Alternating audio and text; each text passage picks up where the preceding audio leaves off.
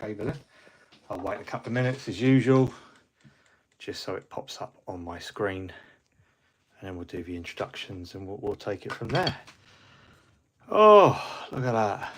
The colour of He-Man, absolutely perfection. Let's just pop that over there. We'll get ready. Let me get it up on my screen.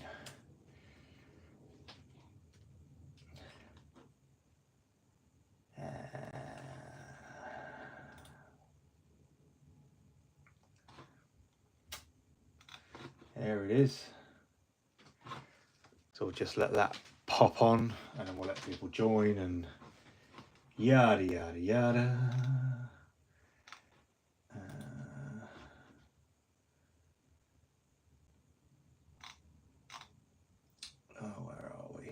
Where are we? No, that's fine, that's fine. Let's just click on that. There's no timer.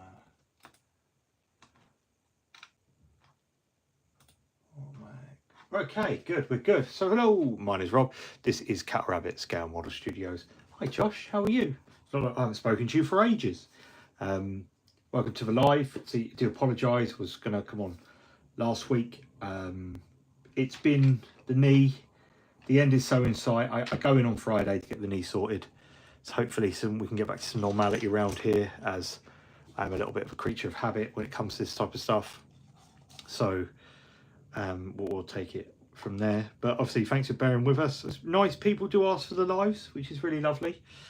If you're watching from the future, or you're watching this as a rerun or something, hi, how are you? Watching from the future, what's it like where you are?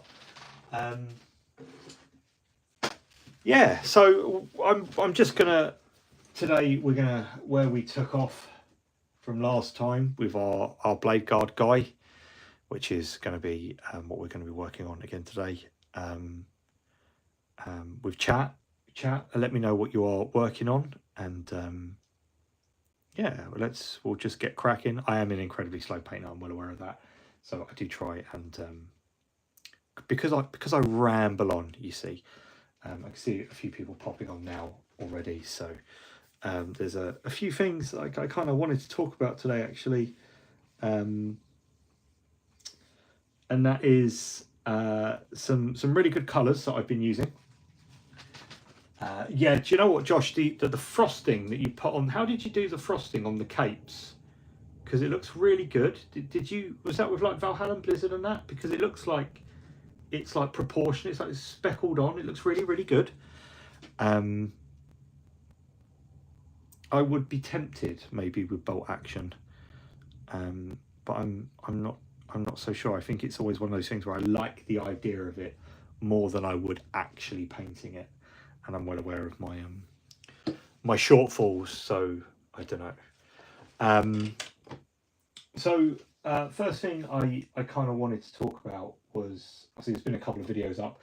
I got my first copyright claim. Ah, yay! You know, have I made it? I've got a copyright claim.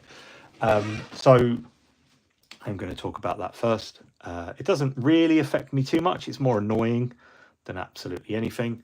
So the software that I use to create my videos is by Cyberlink. It's called Power Director. So I use it on my Chromebook. I find it really, really easy. I don't need fancy software. I'm not into high-end stuff. You know, I'm never going to be a big production type of person. And, you know, I think if I'm ever in a position to be, I'll probably consider doing something a little bit different, rather than pretending to be what I would class as a wannabe Warhammer celebrity wanker. That's not me as a person. You know, I know I'm well aware that I'm incredibly private sometimes. So I use this software. It's really easy to use. I'm not that tech savvy, I'm not going to lie. So having software that is very easy to use is definitely a must. Now, it comes with stock music, and with it, obviously, you get the licenses. Virus and Nurgle, hi, how are you? You get the license to use this music, which is great. It's all, you know, through the subscription of Cyberlink. So I did put up my Red Gobbo video. It got out, I got sent it, called Model, wanted to talk about it. And it was up for about, I don't know, a day. And I just checked my phone and I had a notification from YouTube, and I thought that was really weird. And it basically said that it was being copyrighted. So I have disputed it straight away, because I was like, well, no, this is what I pay for. I did send them coverage from Cyberlink, basically stating that, you know, all the stock music on there is, you know, I get the license for it and I have a right to use it. And it's now just sitting there. They were quick to make a claim, but now they're not disputing it. So I have to wait 31 days for it to expire. Now, what I was reluctant to do is list the video. So what I decided to do was delist the video until the copyright dispute was, because once it like fades out, they can't actually do anything. So I thought, you know what, I'll just delist it. It'll be back in time for Christmas if, you know, it doesn't get disputed, which I kind of don't think it will. The song that I use is just like a Christmas little medley type thing. It runs all through the video, but they're claiming copyright through like a weird portion of the video. It's like from 12 seconds in to 32 seconds in.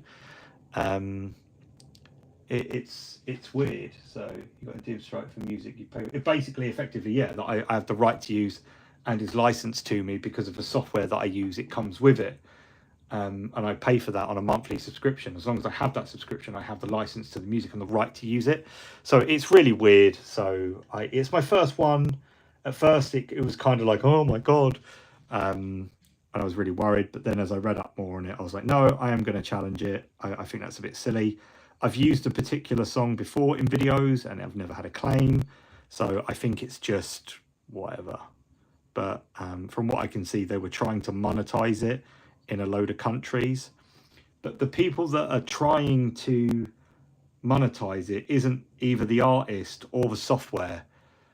So I don't really understand. So maybe it's just like on an off chance, whatever. They were hoping the video would do well. It would.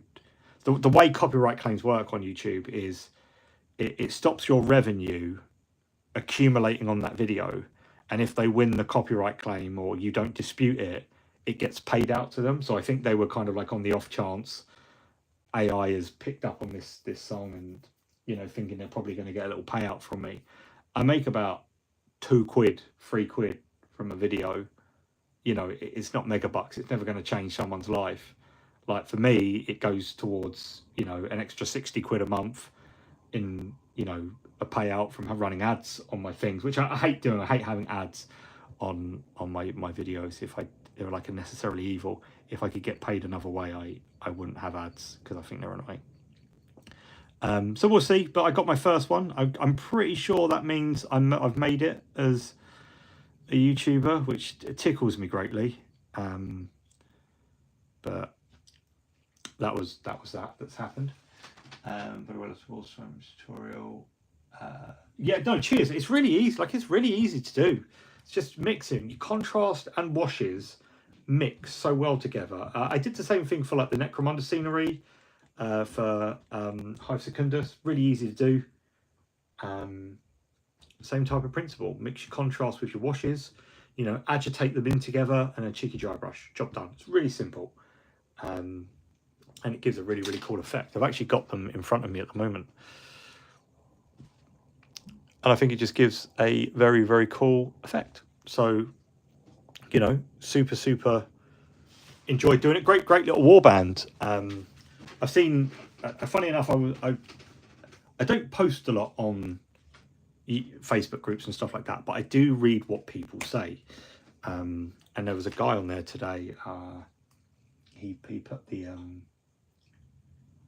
a little his thoughts and that on, obviously, like about the cards and stuff like that. And what surprised me was that see 67.50 for Emigard. I thought that's really, really expensive. Like, to me, that's way the wrong side of £60. But the new Kill Team starter set with all the extra minis, the MDF terrain, the mat, everything you need to get started, is also 67.50, which is a really good. And I don't get there. And I think one of the gripes with it, and I did speak about it in my video, the artwork for me for like Emigard just seems very Hi Alex, how are you, mate? I do hope you are well. Sound in the top voices. I do apologise. I don't know if I'm too near my microphone. Let me just move my camera up and out the way a touch, so I've got a bit more room, and we'll see if that fixes the issue. It has just started to rain where I am, and that obviously never bodes well for me. So we'll see. And somebody, mate, they were like, it feels like a Barnes and Noble game, and I very much felt that. So I don't know. I am going to pick up the new Kill Team starter set. That's just something I will buy for me because I really, really like it. I do want to talk about Battle Force boxes today. I'm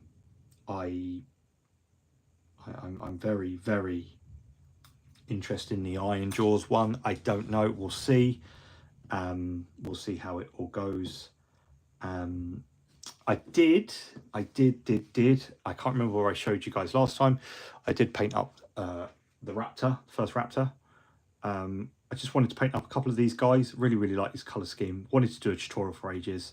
This is 4 paints, free if you don't include your highlights, which you don't always necessarily need. It's really easy to do. There's going to be a video on that coming soon. I'm also going to be showing you how I've been doing these kind of like rubbly destroyed bases, which are also quite good. But yeah, so there's going to be a video for that come soon. But I really, really like painting the Raptors. Very enjoyable. Let's get my thoughts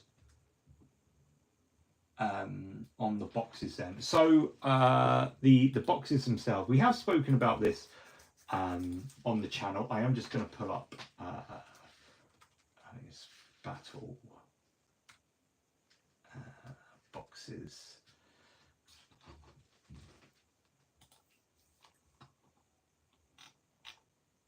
Hang on, let's start with the 40k ones. It's easier. 40k. So it's what was the? Is it that one? I think let's do that one. So Sprues and Brews have a really, really good article. It does break down what you get in there and the costs and stuff like that. The Tau one, I got to admit, I don't really know Tau, or they don't really interest me. But I like this one. You just get 4 big models in it, and I think that's quite cool.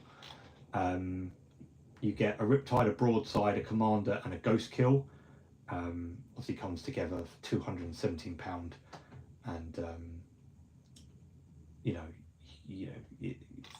I thought that was a pretty good price for what you get, assuming they're around about 125, 135 pound. The Necron Hypercrypt Legion. I don't know, Necrons never really tickled me in any way, Necrons. However, you do get the Void Dragon and the Overlord, which is kind of cool. But I don't know enough about Necrons to really hold judgment on that one. The Imperial Knight box I think is very cool. You get a Knight and then you get 4 Warhounds, which is Armigers, whatever they're called. Very, very cool. The Knight Paladin you get. I like that. That would tempt me. I quite like that. The Dark Angels Inner Circle Task Force. If you don't have any Dark Angels bits, like if you don't have any Knights or Companions or anything like that, this would be a really good one, because you get 10 Knights, so you get 4 squads of 5. Then you get 2 boxes of Companions, so you get 6. You also get a Terminator Chaplain, and obviously you get the Lion as well. Very mimicking of last year's box where we got Angron. Do bear with us, I can't see the comments at the moment. That would come to £233 separately, the Dark Angels one. So it's really, really good value, I think. And then lastly, the Adeptus Sororitas Pentagon.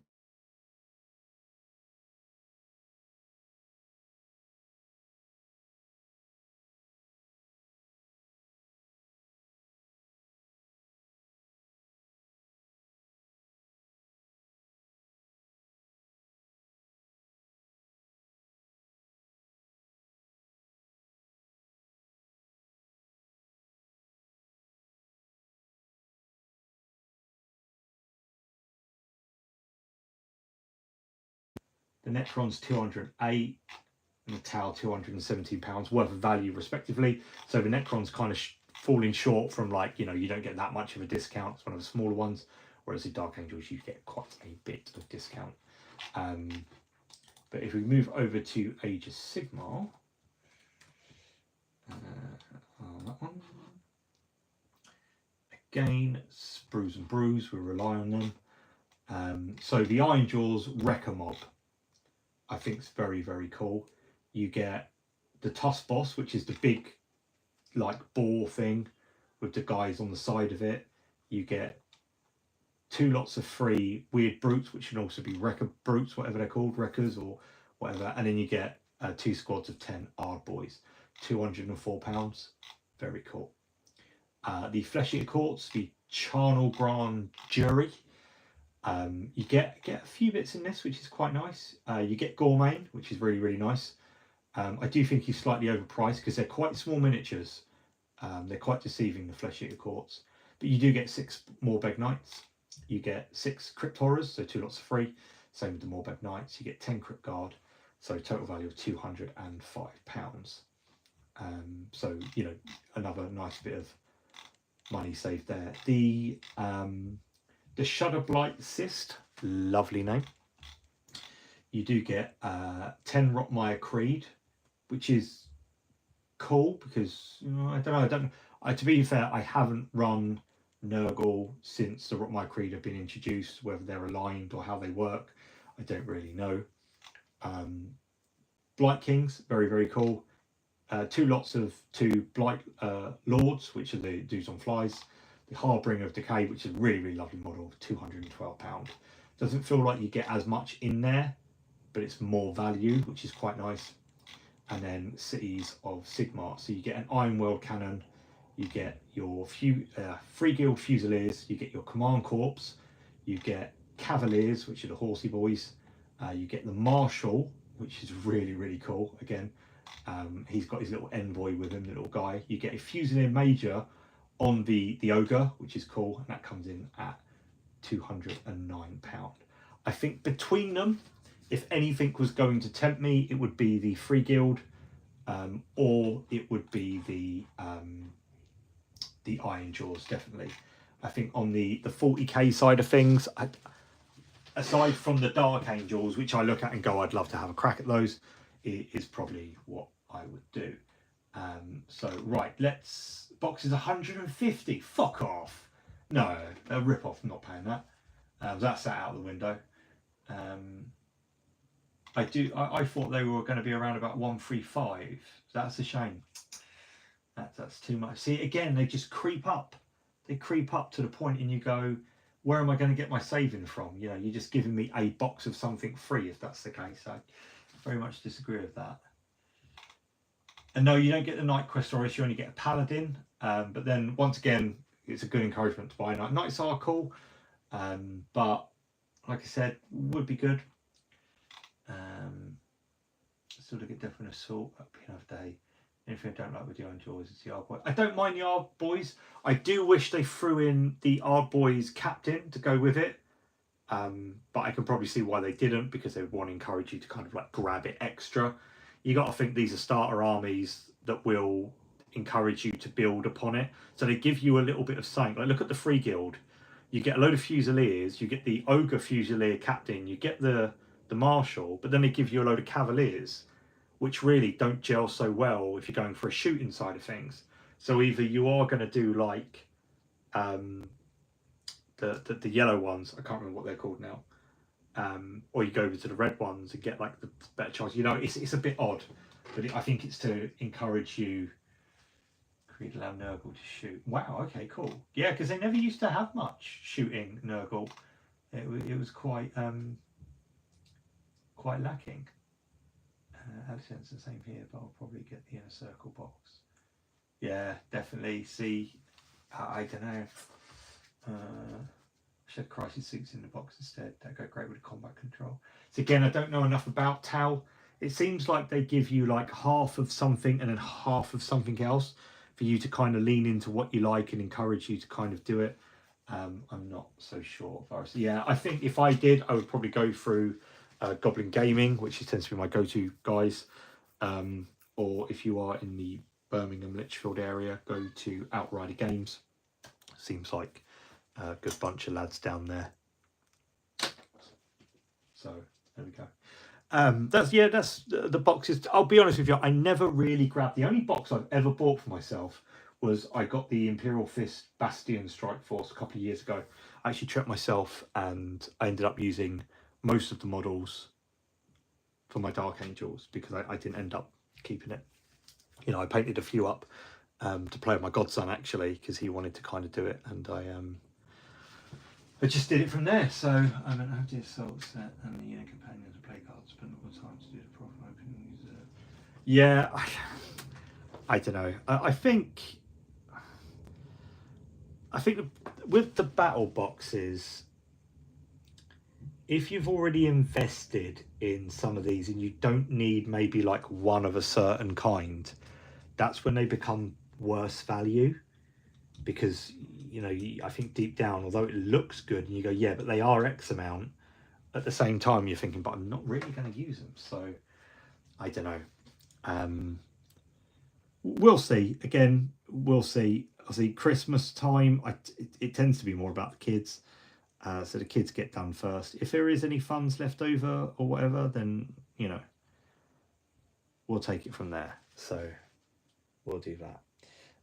So I've spoken about my copyright. I've spoken about Ember Guard and Kill Team, with the new starter set being very, very good value. I have... we've done the battle boxes, which I know we've done already, but hey, you know, it's good. Your tastes change, and I haven't had a chance to look at them a little bit more, which is kind of cool. Let's talk about TV, because I don't watch a lot of TV.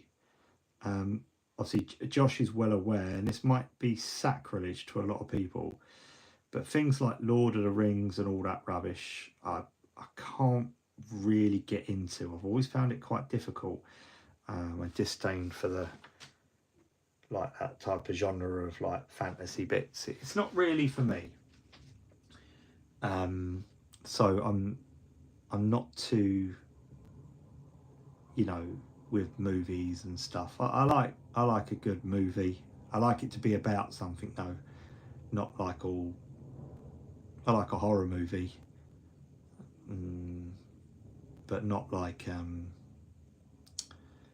you know, like Walking Trees and all that rubbish. So it's hard for me to kind of watch stuff or find stuff that I want to watch, if that makes sense. Have you seen the Snot Goblin Train? No, not yet.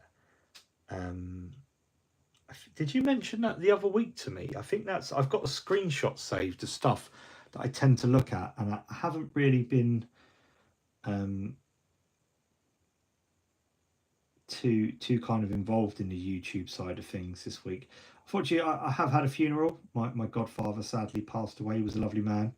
So I've had that, and then my cousin turned 40 the other day. So I did kind of nip off with the wife to celebrate that, which was very nice actually. But I haven't had a chance to look at too much hobby stuff.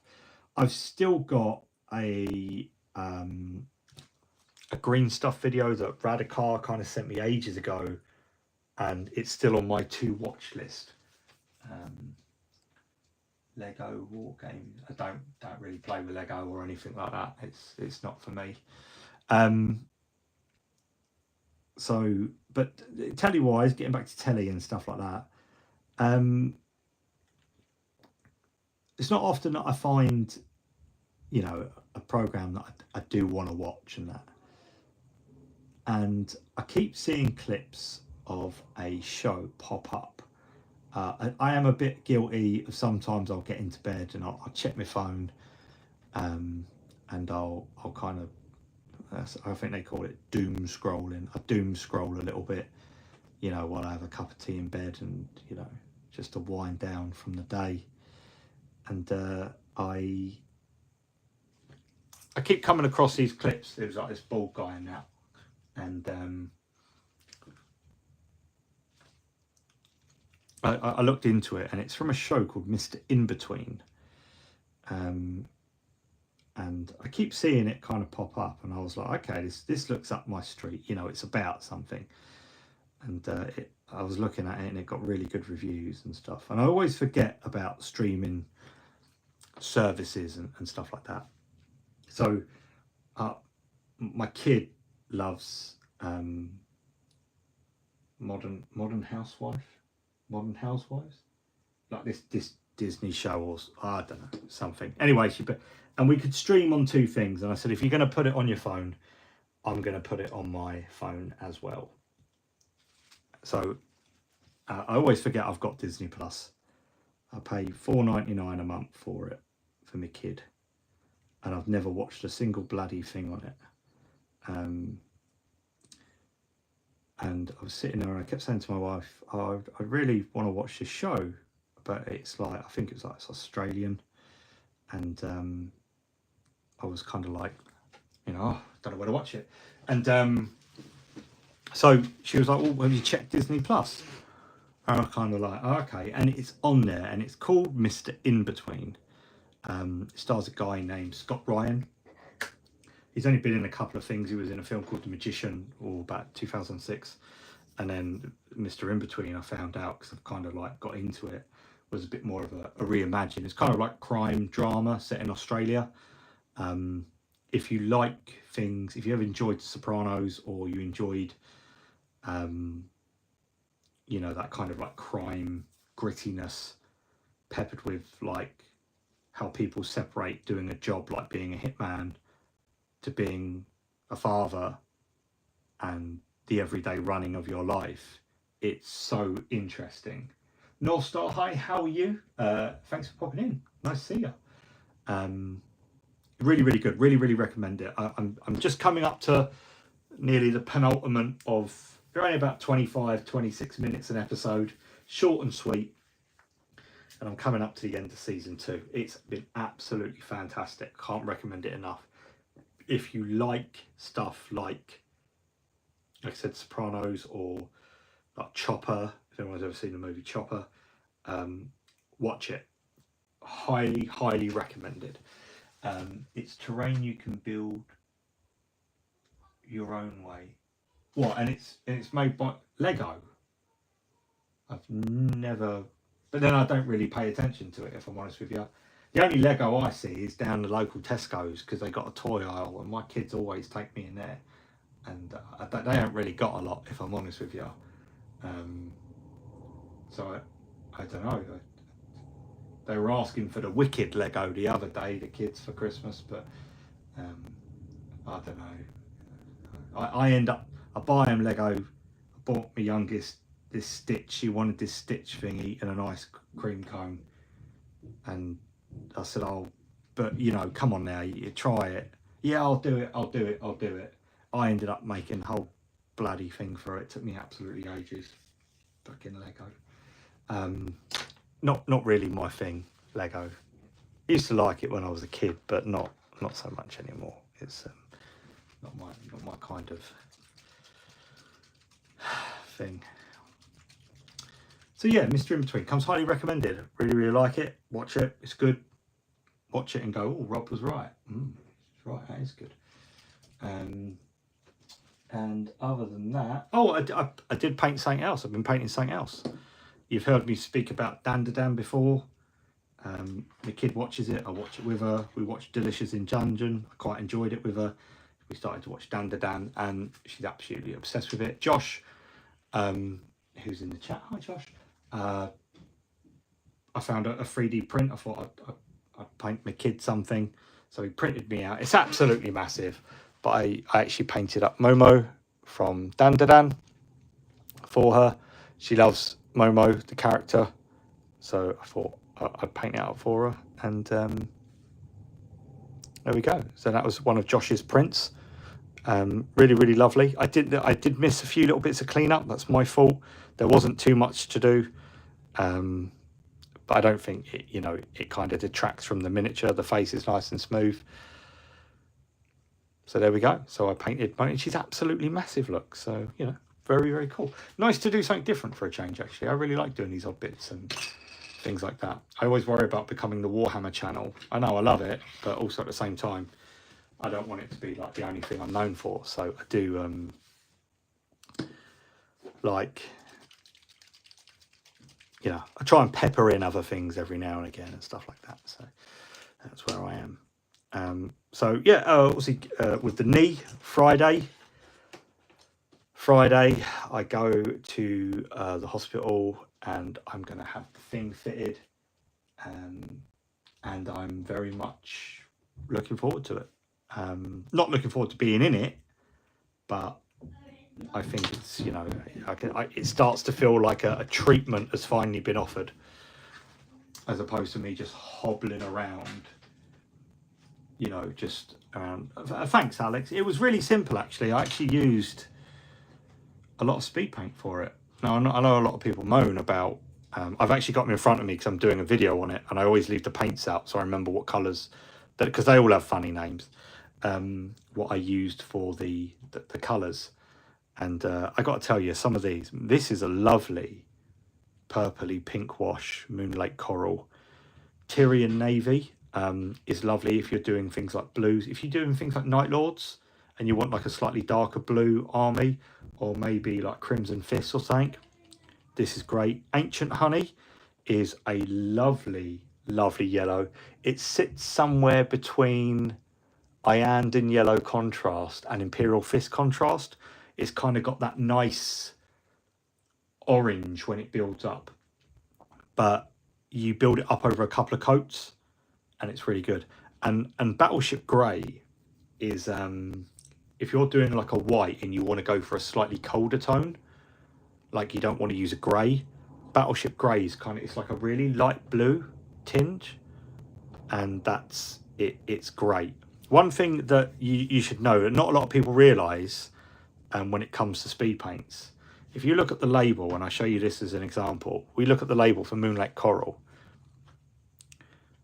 That's your mid-tone at the top there.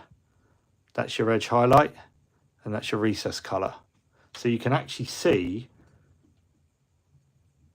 what colours you're getting. I actually pointed that out to Peachy when we were talking about these, and he was like, I never noticed that. I was like, well, yeah, see, learn something new every day, don't you? So there we go. Speed paints, not all bad. I know, you know, some people like them, some people don't. I think they're fucking great paints. But then I'm not throwing them through someone's dishwasher and then complaining that they don't work properly. So, oh, shots fired. Anyway, let's get this guy with a bit more colour on, because the way I'm nattering at the moment, I'm not going to get anything painted. I've got a I've had to fix the dishwasher today. Done that. That was good. As you can tell, I've been living, what a life at the moment. The thermostatic heat valve had triggered, so I had to reset the switch. Now, let me tell you about tumble dryers. Did I say dishwashers? Tumble dryers. Some of them, what happens is they'll start blowing out cold air for some reason, and a lot of people panic. But a lot of them have because it's heat, it'll have a fuse at the back. If you unscrew the panel at the back, pull it out, you'll either see like a little hole that you got to put a pin in, like when you reset an iPhone to get your SIM card out, or there'll just be a red switch, and it's just a fuse. It's just tripped. You push the switch back down, but heat comes back on. There you go. Cattle Rabbit Scale Model Studios. Now Cattle Rabbit tumble dryer repairman. So, we've all learned something today, haven't we? God bless Google for teaching me that, and then me going home, claiming to the wife I knew what I was doing. God, I look like the hero. She was so impressed. So yeah, I've done that today. It's been, I'll be honest with you, it's been a pretty uneventful time since we were last here, chat. I'm not gonna lie. There we go.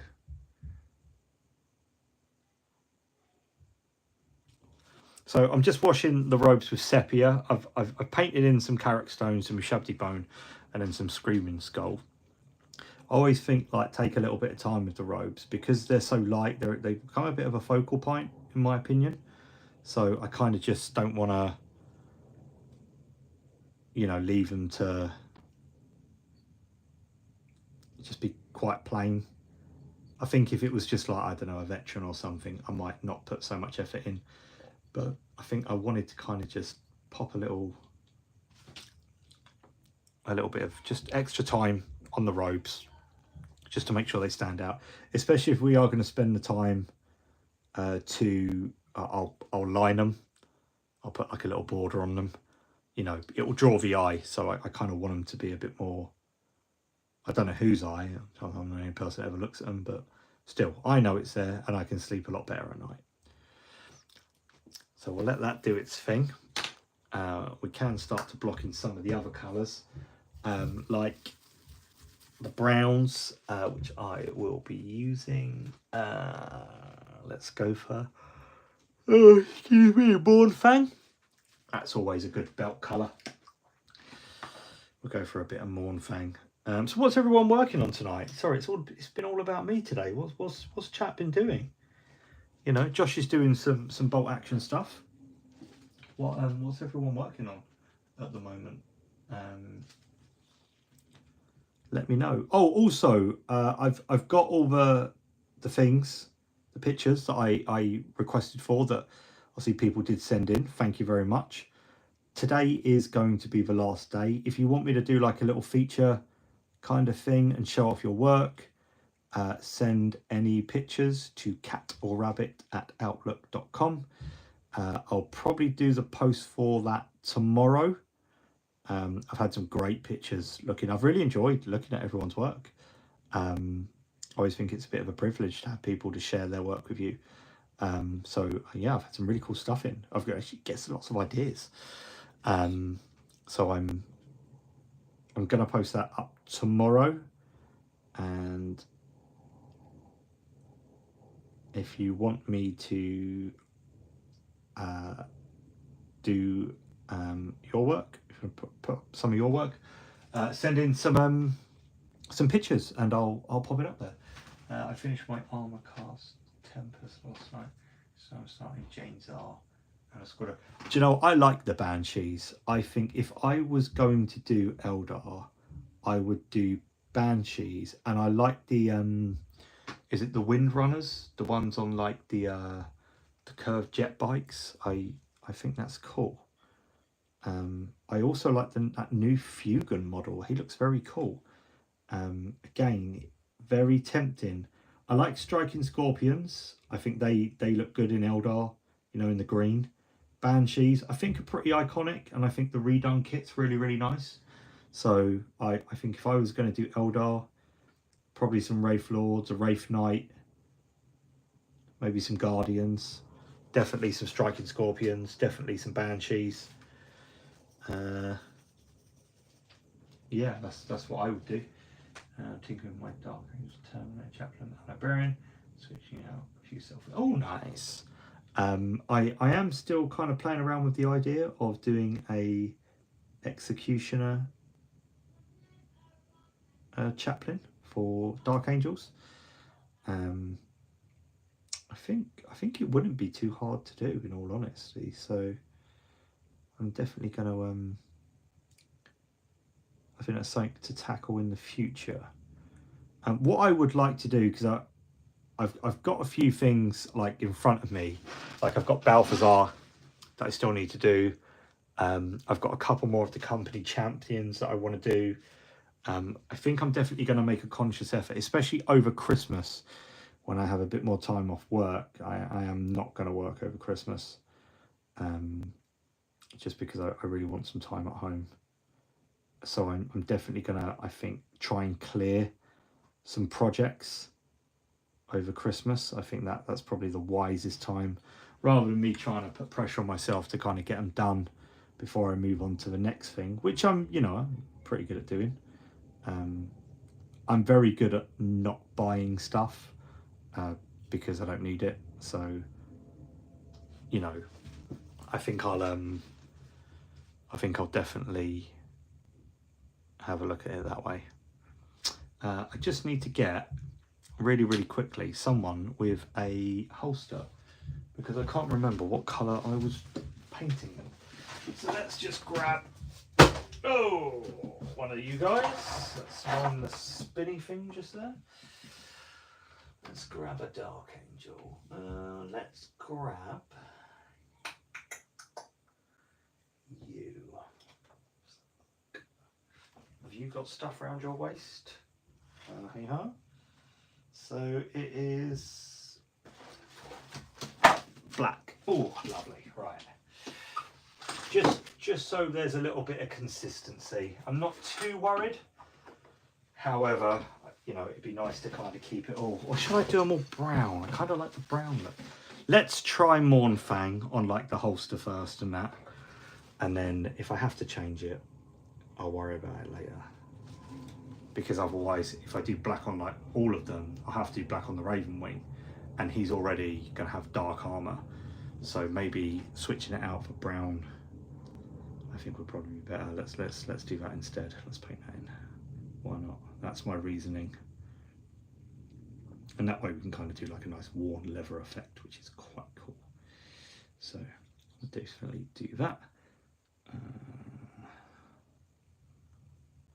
Let's put that there.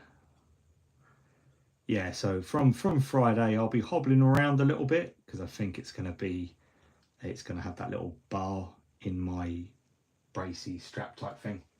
But then, you know, it's there. I can start getting used to it, and I can start kind of focusing on things. It's really affected me, this knee problem this year.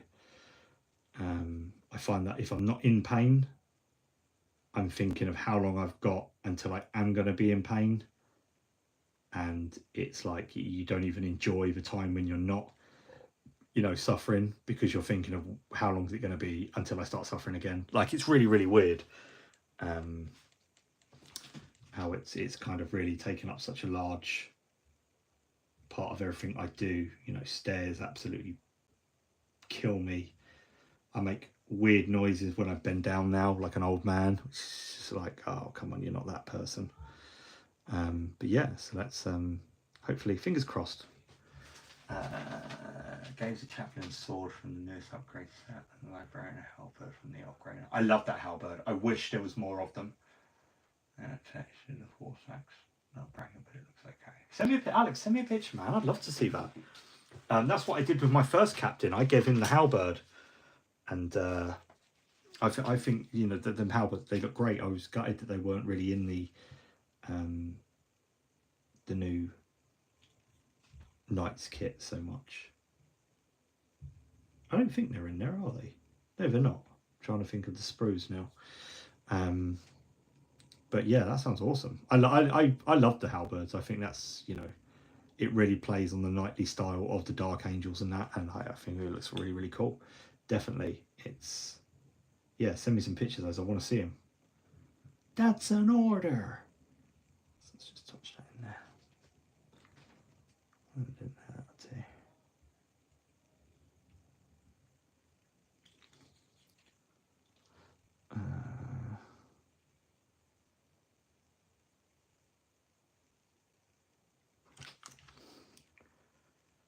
Yeah, I reckon that kind of works. That'll definitely work. Let's go over to this one and paint his scabbard.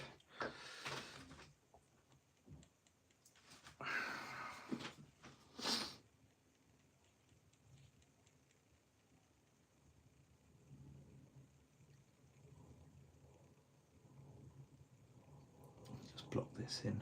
Probably should have used a bigger brush from the word go, but I wanted to just be a bit careful around the armour as we've already completed it. I didn't want to kind of like go over and splodge, shall we say. Let's just get that in there. Let's just get that in there. Oh, the other thing that I do need to do, I really need to reevaluate Patreon. Deafening Torso.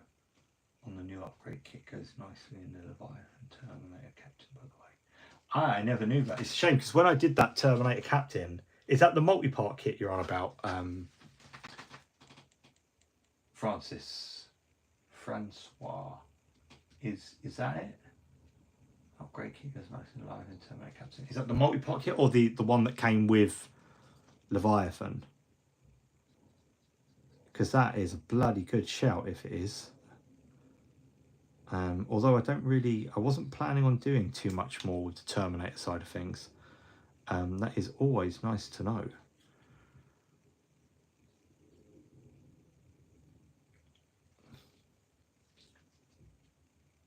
Easy to build one. Oh, okay, cool. Yeah, nice. So if you've kind of picked up Stormbringer, there we go, and you've got an upgrade sprue and you managed to get issue 1 with the cat. Do you know what? I couldn't find that bloody issue anywhere.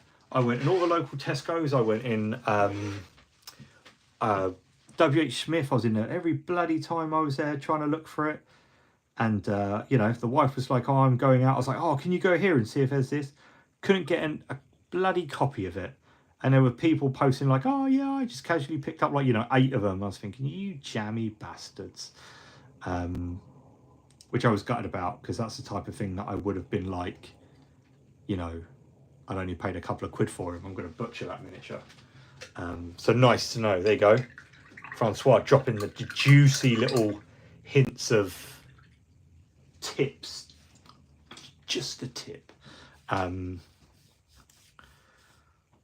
That's the type of stuff I love. I love stuff like that. Is my jam. 100% little tips like that.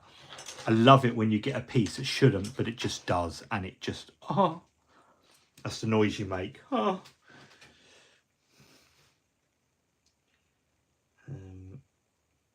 Let's just paint these little black links in here. And then we can start blocking in some of the gold detail.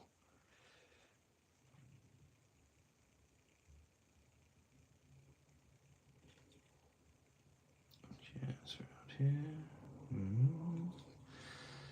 So yeah, other than that, did anyone pick up the Kill Team starter set? Are they going to treat themselves? Are they going to splurge? Again, I think it looks like a great set. Really does. I'd like to do the Space Marine side of it. Maybe I'll do them all as Raptors. I think that'd be kind of cool. I say that, chances are I'll probably just do Dark Angels because I've got this down to a T now with these guys, so it's a bit easier to just stick to what you know, I think, sometimes, isn't it? So let's block in this little one. Or do these little like frag cases, whatever they are. They can be black. I think they're frag cases, I'm not sure. I'll do this little strap at the back there. Can't bloody see, just there.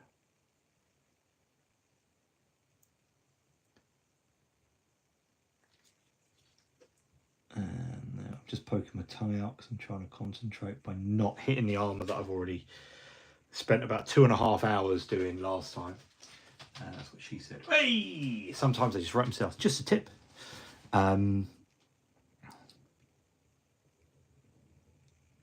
Obviously incredibly slow because they do kind of ramble on. I find I'll either talk and do absolutely nothing, or I just sit here with my mouth out and no one can see me struggling like an absolute moron trying to get stuff done. So that's it's all or nothing with me. We can move back to the robes now as well, actually, so I think that's probably like a good shout. Try and get that finished. Be nice. With this guy, I think once the body's done, the rest of him will come together quite quickly. Oh, that's bloody handsome. Yeah, that's, other than that, what else was I spoke about the rules about Red Cobbo. Yeah, done that.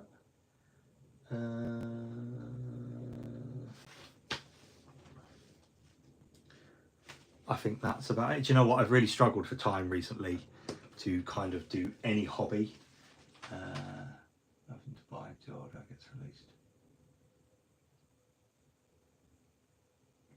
Yeah, I think the problem at the moment is there isn't much that's really grabbed me. Like, I was enjoying painting up my Troggos, and I've kind of got like Trug, I've got some Rock Guts, I've got some Fell Water, I've made some objective markers, you know, and they look great on the shelf. But aside from like maybe a Dank Hold next, or maybe some more Rock Guts, I'm kind of struggling to do something with them. So that's why I kind of started eyeing up the Ironjawz Battlefield box, Battle Force box, because I do like the big pig. And I like the Wreckers and the Brutes, and I could just build 3 and 3. So really, you're getting a few things. But then it's like 20 hard boys. That's a lot of hard boys, isn't it? So I'm not sure. But nothing really is tickling me at the moment. I got to admit, I do keep looking at the Striking Scorpion set.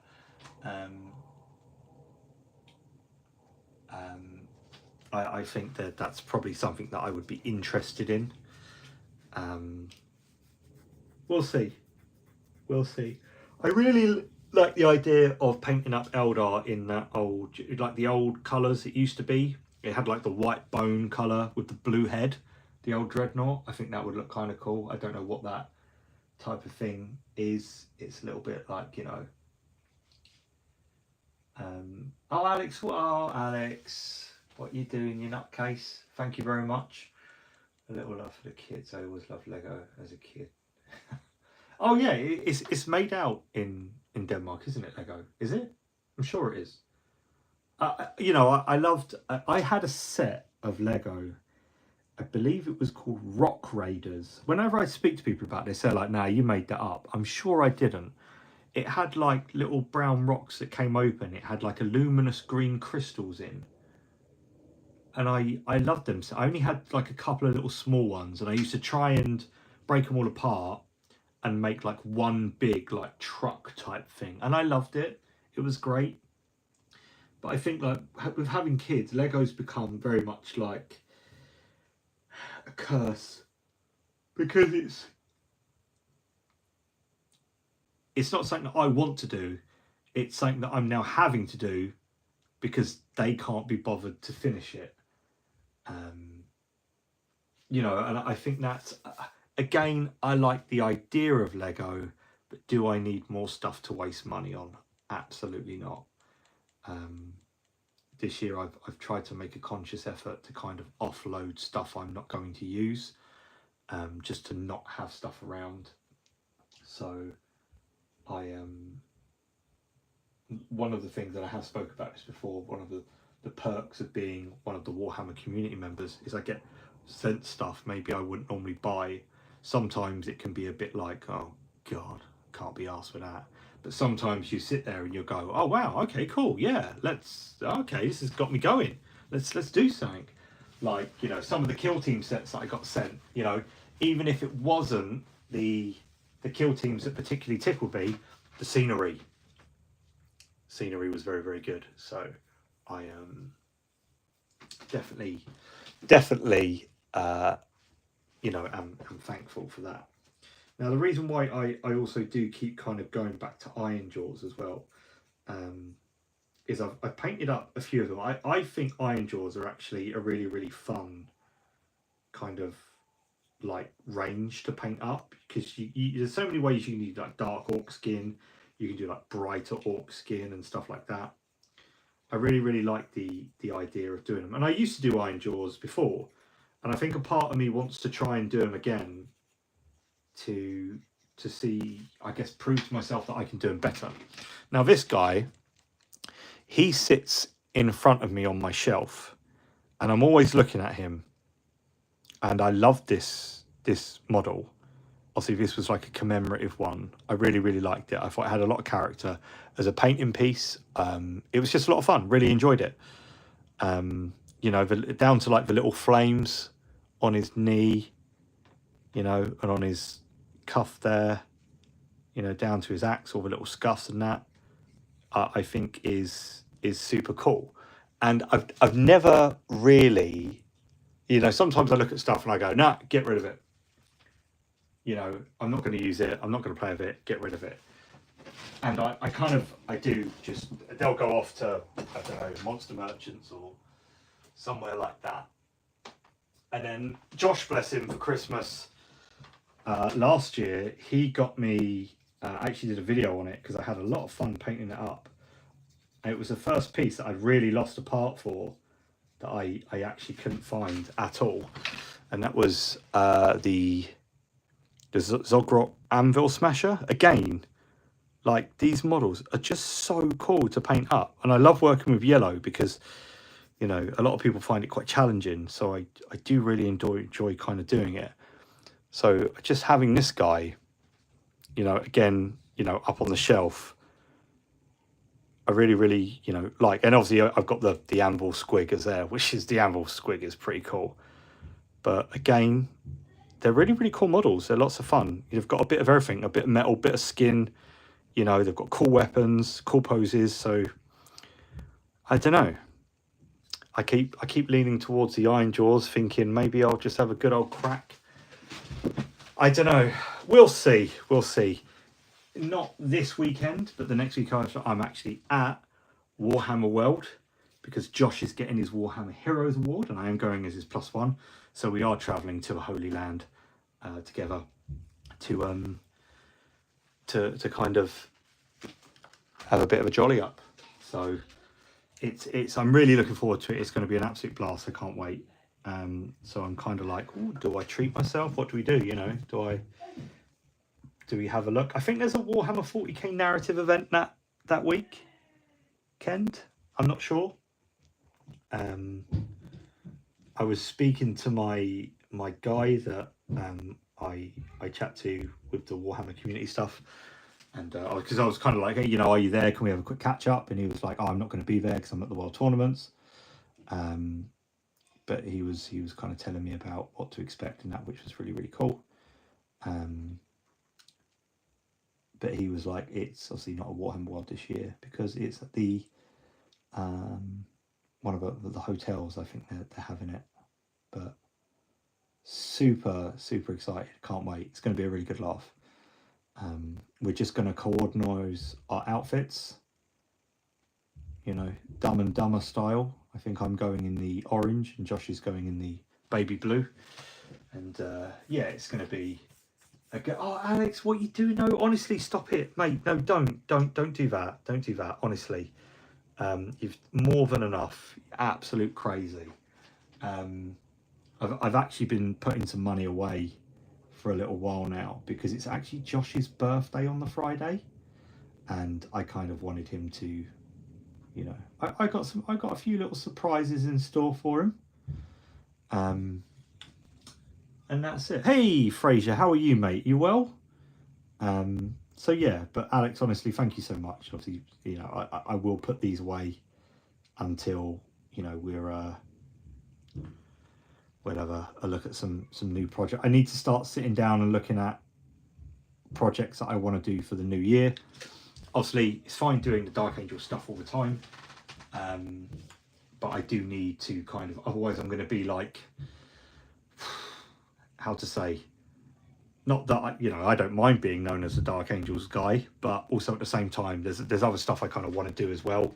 You know, my Dark Angels just sit there and on the lives we can paint them up and have a laugh, but I kind of do need to, you know, branch out a little bit and vary that, I dare I say, the content. I hate saying that, but that's where we are with it. I'm all right. Legs okay. A lot better than what it was last week with the week before, I think it was, after that infection. That was horrendous. Again, so painful. But I get the brace fitted on Friday.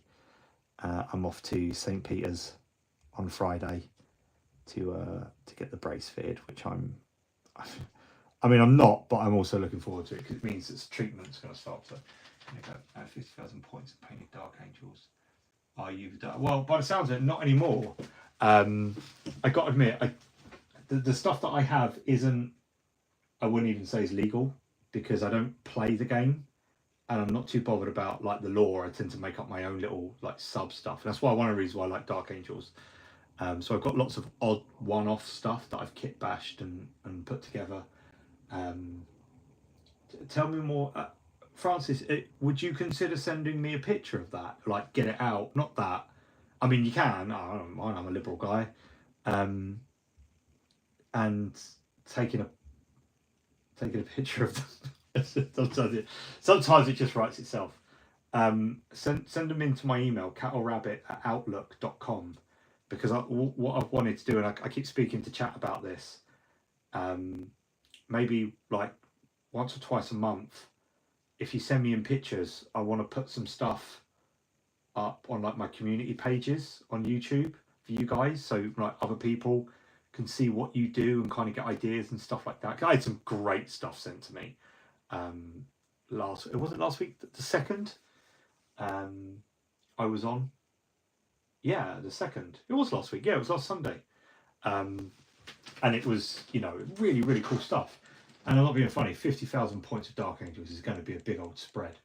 So if you've got any pictures of it, send it into my email. You can find it in my About section. If you click on my YouTube page and then go to About, it'll be there. But seriously, that's exactly the type of stuff I'm after, because I love it. My buddy James is doing he does the Ultramarines. It's the ones with the green banding. It's the ones that stay on Terra. They never go anywhere. Is it the 5th company or 4th company of Ultramarines? I refuse to Discord as well. Don't worry about it. I'm too old for all that rubbish. But in all honesty, yeah, if you can ping some pictures over to me, I'll stick them up, mate. Absolutely. Pigs. No, I've forgotten about the H. Fraser, don't worry. Honestly, if you don't make this one, just send them to me and I'll put you on first of the next lot. I'd like to try and get 3 or 4 people together at a time, but obviously I am limited to, I think it's only 5 pictures per post on YouTube and it's only 10 on Insta. So, it's a lot of models to unpack and then put away.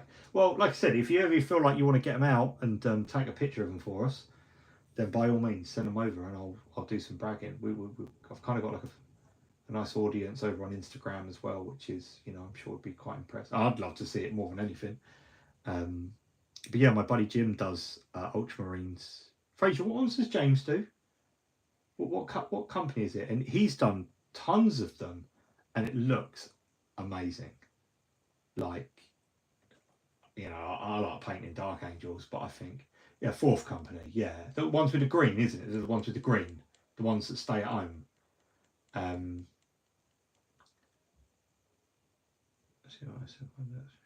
See, I haven't got any Thunderhawks and stuff like that. That's mental. I'd like, I think this year for Christmas I'm going to treat myself to a tank, and that's probably the biggest I'm going to have as my Dark Angels. One thing I will say though, all my Dark Angels are kit bashed. There isn't one really, aside from like Lazarus and the Lion out the box, that hasn't been kit bashed. So I'm, it's kind of got that wow factor because every one of them is unique. So I definitely think it's cool. But I got to admit, like Space Marines, painting Space Marines is an art form, because it is just 1,200. Yeah, but Joshua Alpha Legions looks cool, man. I like that. You should do some more Alpha Legion stuff. Actually, I was enjoying watching you do that. To have the discipline to constantly paint the same thing, like Space Marines, what you don't realise is it's the same colours in a different pose over and over and over again, and that can be, that's where it separates, well, I would say, the men from the boys, because to constantly crack on through and do that, I mean, that's bloody impressive by any standards. I've got a whole shelf of them. I don't even know how I'd work out points for my guys now, because like I said, half of the units I've made up in my head and that don't really exist, or there's silly things like I've got a Primaris Balthazar here, that type of thing, which is he hasn't got points anymore, I don't believe. But then I kind of am not not so much interested in the point side of things, but it'd be nice to know. So I might have to one day add them all up on a video and see what I've actually got, and we'll take it from there. But yeah, I should probably pull my finger out then and try and paint a few more. Didn't think I'd be put to shame like that today. But a lot of my videos is, you know, I'm always kit bashing Dark Angel stuff. So I do need to, I just want to be careful of, you know, pleasing, not the YouTube gods, because it doesn't really bother me so much, but I'm not worried about my stuff doing well, but at least I want it to be seen by someone, you know what I mean? I don't want it to be pushed deep down to obscurity. So it's definitely got, you know, there's some bits I've got to do. Just use VDR rules. What? Right, bear with. What's VDR rules? Because I don't really know. You know, if I'm gonna do something where I try and point this up, you know, I mean, that's how out of touch I am with Warhammer 40k as a game. Like, points mean absolutely nothing to me. I just paint what looks cool, and that's kind of like my thing for it. Is if it looks good, then I'm gonna make it or paint it.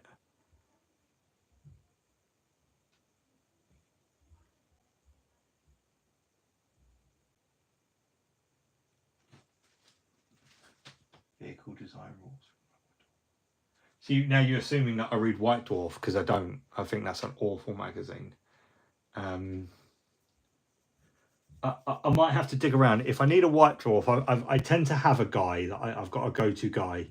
Dad and Lad on Instagram, bless him, has got me out of so many things where I've like, have you got this White Dwarf? And he'll just pull it and be like, there it is there. I'll be like, nice one. So it's definitely something that I can grab. But I think we should probably talk about White Dwarf. That's a bloody good topic, because I actually think White Dwarf is not only a pointless magazine. I think it's just really past its time, and I just don't think they know what to do with it. I think because it was always around for so long with, you know, Games Workshop, it's they just keep it running, but it doesn't really, I mean, unless you like the mini codexes or the odd little bits of lore that they put in, it doesn't seem to be enough for everyone. If you just like, I don't know, the lore, there isn't enough lore in a White Dwarf to, you know, justify the price of the magazine. But if you want a few extra battle maps or something, or a little mini codex, it's a really niche thing that's few and far between. If you look at how it used to be years ago, in like the 90s, and you just for some clarity here, I've been painting miniatures for about 6 years now. Before that, it were Gundam. Is that it was really varied in the 90s.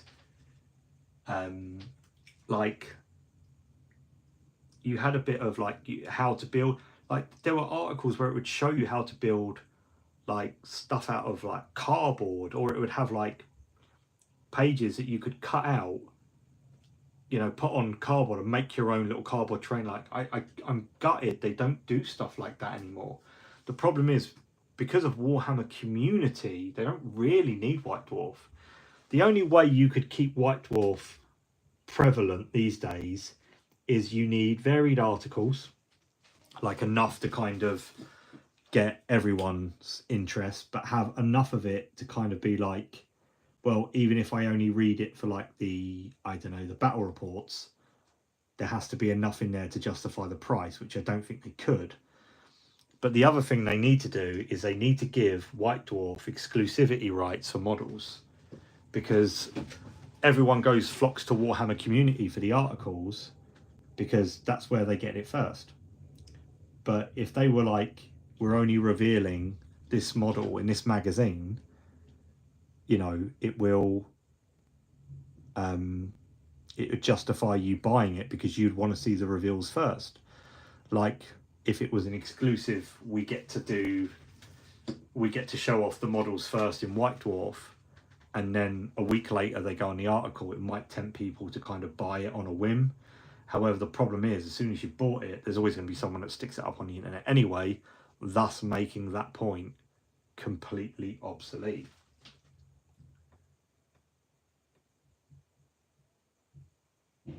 And that's what I mean. Like it, you know, Alex, like Alex, you said, the problem is it would end up straight on the internet, and it exactly would. There'll always be someone that will ruin it for someone else. So the conscription was, yeah, you know, if they just stuck, you know what, I wouldn't even be worried. White Dwarf, if they made the actual magazine smaller and added and put the price up a couple of quid, but if you got like, I don't know, an exclusively posed Space Marine, you know, each month, or you know, like an odd model a month, like the free model of the month where you go in store, that should be on a White Dwarf. You should get that on your White Dwarf issue. Like that's what they're missing out on. And it's weird that they don't see this. And White Dwarf is very much a bit of a kind of, I don't know, I think it sits in a really, really odd place. Like when I first started the hobby, the magazine was on the counter and I was like, what's this? And they were like, oh, this is White Dwarf, you know, this is the companion magazine. But then like you buy the first one, you're like, hang on a minute, I've just read that on bloody line about a week ago. And it's like more and more. It just feels like there's no value in it because they don't, you know, they either publicise secondhand information that we already found out from the internet, or it's just not enough of anything to kind of lure anyone in. It's a shame because it seems like it was a bit of a Games Workshop, you know, it was an essential, you know, a bit of the heritage there back in the day. If you played Games Workshop, and chances are you've got White Dwarf. But now I haven't bought a White Dwarf in about 4 years. Yeah, no, exactly. That's it. Companion magazine, no, it's an advertisement you pay for. Absolutely. And that's a shame. Like I said, if only they had a way of adding a little bit of exclusivity to it to kind of make it a bit more like, well, you heard it here first, or you got, you know, a unique model with it and whatever.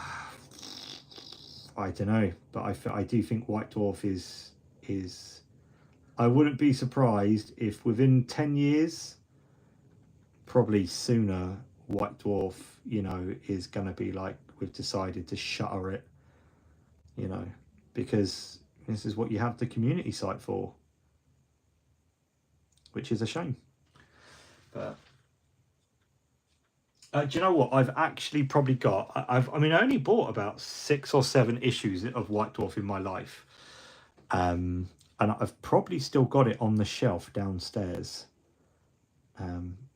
Maybe one day we'll go through a White Dwarf on stream and we'll kind of see if we can fix it. Let's fix White Dwarf, or let's burn it. I don't know.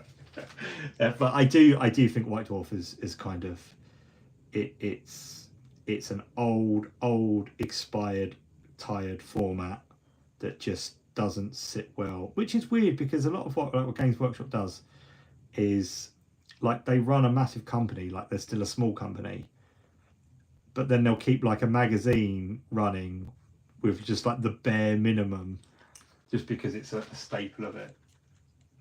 Update is one you should use. Video is still legit. You find a PDF. Oh, okay, sweet. No, I will look for that. Because I think it might be fun one day to sit down with my models and try and point them up. Maybe chat can help. I think that would be a good laugh. We can just one by one, and we'll write them down and tally them up and see how we go. I think that could be a lot of fun to do, actually, to work out how much. I know I'm a slow painter, and I've been doing Dark Angel. It would be about 2 years in March I've been doing Dark Angels 4, like, as, you know, my main kind of project. So I think that would be a lot of fun. I don't like that though, the current printing of a data sheet. Like, again, I think battle tomes are outdated. I think they become too obsolete too quickly, and for the price you charge of them, I don't know why Games Workshop hasn't moved to maybe like a little binder style where you can just print out pages that have been replaced and stick them on. You know, it would encourage people to kind of, I don't know, print them out and have their own folder, and it'd feel a bit more personal in my opinion. But I don't know. I think sometimes a lot of people haven't clocked on that Games Workshop charges you for stuff they really shouldn't be charging you. The one I always worry about is when I see people thanking them. That always weirds me out a little bit.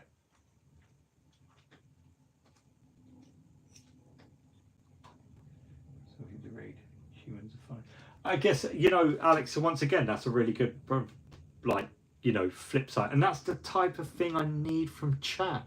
I need those counter arguments, which I think is definitely helped. Having physical media of some sort is always a really, really good thing.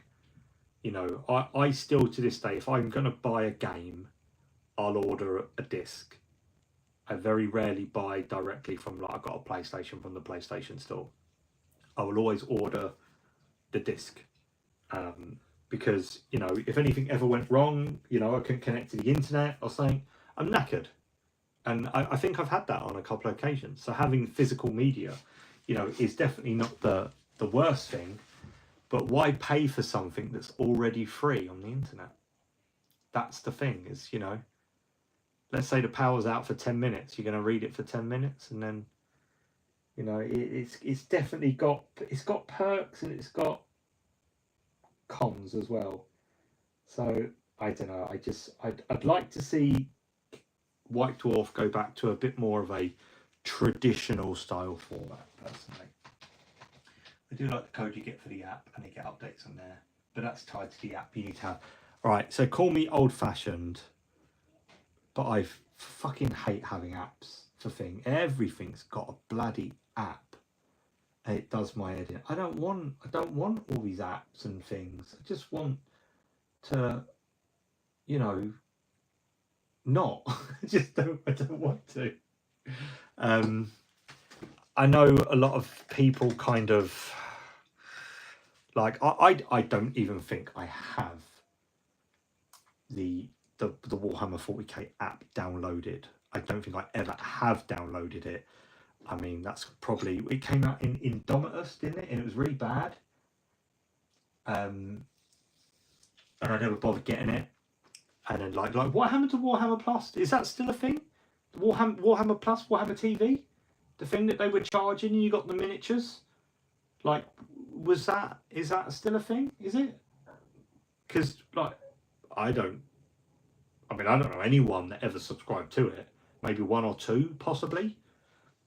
But I haven't even seen Warhammer mention it for months. Is that still a thing? It is still a thing. Fucking hell! Wow.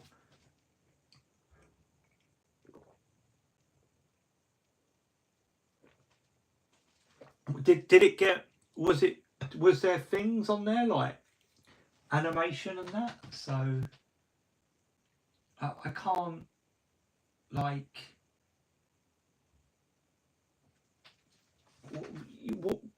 there was some TV series on there, but it never seemed like there were that many episodes of anything. Like, they did a series and then nothing ever came back. Is that, like, it just seems like it died a death and no one really bothered. Like, I mean, it just died and no one seemed to notice. I just, like, how bad is that? That's quite bad, isn't it? You know, imagine the amount of money they fucking writ off with that one. Jesus Christ. But yeah, I'm sick of fucking apps. Apps are bloody everything. The one I liked that I used to use was the War Scroll Builder for Age of Sigmar. That was on the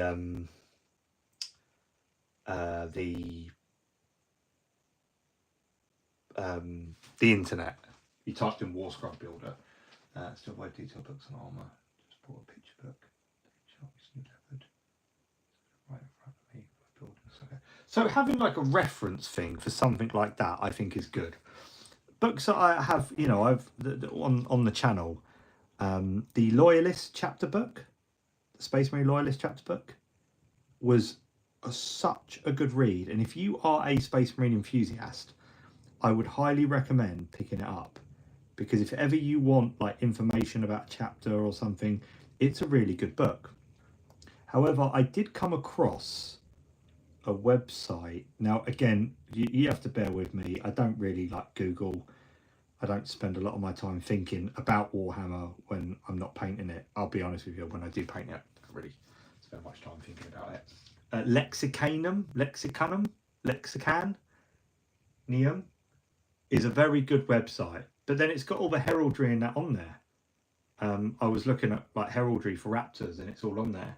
So like, why do I even need a book? It's all there. So it's like information is so freely available to absolutely everyone these days that it's I don't know. It's a shame, but I like, you know, when I paint, so like I painted the Momo up here, I actually printed out a picture of her in colour. I printed out a picture, I emailed myself a picture so I could kind of have like a reference, you know, picture up in front of me to kind of work with, because I wasn't sure on some of the colours and stuff like that, like her shoes and the bow she wears and stuff like that. So it's definitely like that type of thing. And I don't know, maybe if like White Dwarf like focused on maybe like a specific faction per issue, and you got a model for that faction, and then you kind of got like an updated codex for that faction, maybe some lore, maybe some like nice heraldry stuff, maybe like a little poster, maybe a themed background so you can picture your minis on it and stuff like that. And you know, just it was maybe like, I don't know, I'd be happy with it being a couple of quid dearer if it was like that, because you knew eventually, you know, it would get round to your faction and you could do it, or it could be dedicated to like, you know, issue 1, let's say like, I don't know, Dark Angels, for example, and you could kind of be like, you know, so issue 1's Dark Angels and you get like an intercessor or something with it, cool.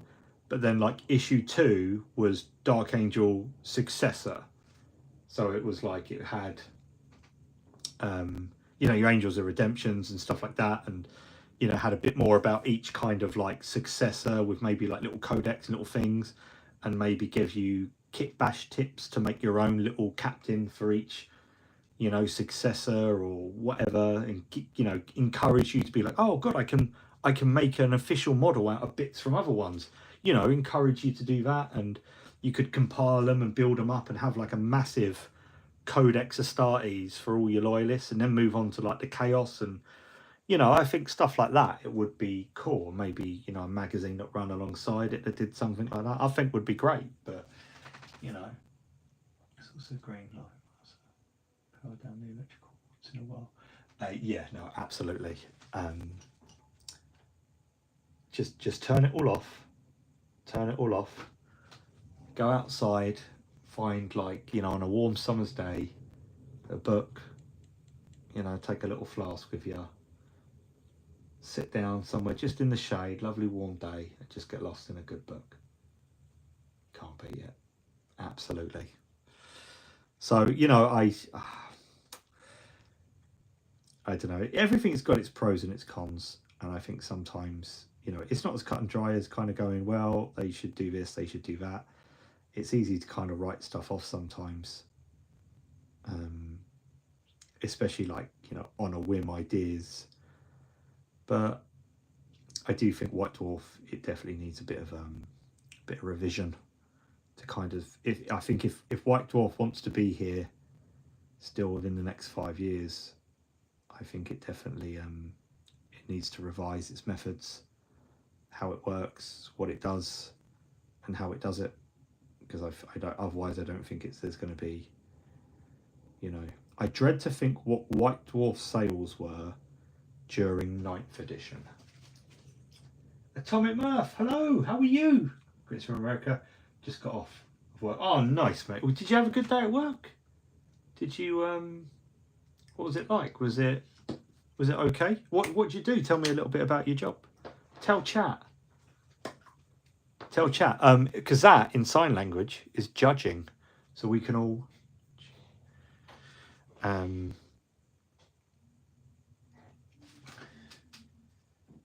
just gonna finish off these robes. So what do you do for a living? What you got going on there? Anything, you know? Were you like a manufacturing engineer? What a product is it, like manufacturing? What type of what do you manufacture? Or is it lots of things, or is it just, you know?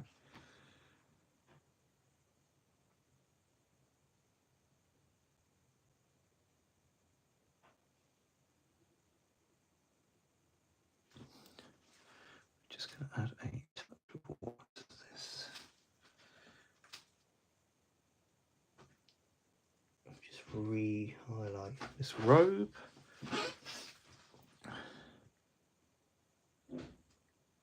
Everyone's like really excited now to find out what it is.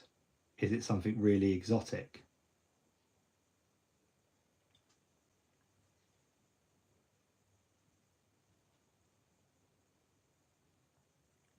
Come on, don't leave us all hanging. A manufacturer engineer for what? Or do you like fix the machines? Do you like maintenance and stuff like that? Is that it? And you're sitting there looking at the keyboard going, this guy's a fucking idiot. What's the crack?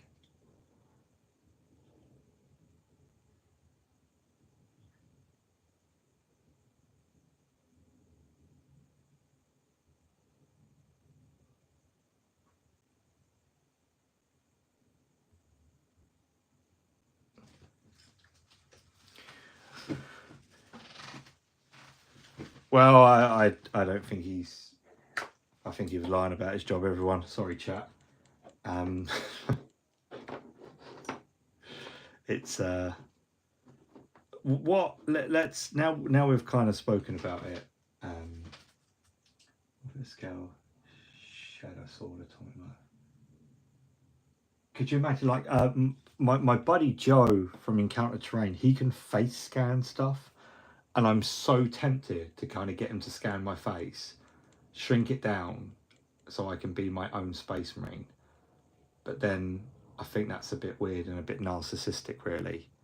Like, it'd be like little Space Marine, because chances are I'd be like a toilet attendant if this was 40k, and I'd be fine with that, because, you know, it doesn't mean I'm off doing what they're doing, and it all sounds like it's a bit grim anyway. So I don't know, but I think there's got to be better applications for scanning stuff to doing it on, like, how to say, like, just putting your face. Like, there's got to be better things that you could put on something. But like, what would that, if you had the opportunity to, would you get your face scanned and pop it on a little, like, your head of like a Space Marine, or would you want something different? Like, would you be like, no, I want it holding my favourite teacup or something? I don't know. Like, what would you? What would you? Don't. Well, I know we're all thinking about the one thing. All the blokes in the chat, and I'm pretty sure we are all, you know, a majority of blokes here. We're all going, well, if I'm not going to scan my face, what could I scan? And we're all kind of just looking down right now at the same type of body part as all of us, thinking, well, there is that. We're not scanning that. Absolutely not. That's pure smut, and you should all. I'm disappointed in you, chat, for thinking like that. It's perverse, but also it's the same thing I'm thinking of, so don't worry about it. Yeah, I don't know. I've been tempted a few times to be like, oh, should I get him to scan my face and shrink it down and print it out and stuff like that? I've got a fella that does some lovely printing for me. Josh, wink, wink. So it's definitely something I would probably be interested in at one point. But, you know, let's not get ahead of ourselves with getting carried away. But yeah, I definitely think it'd be cool. That's right, go.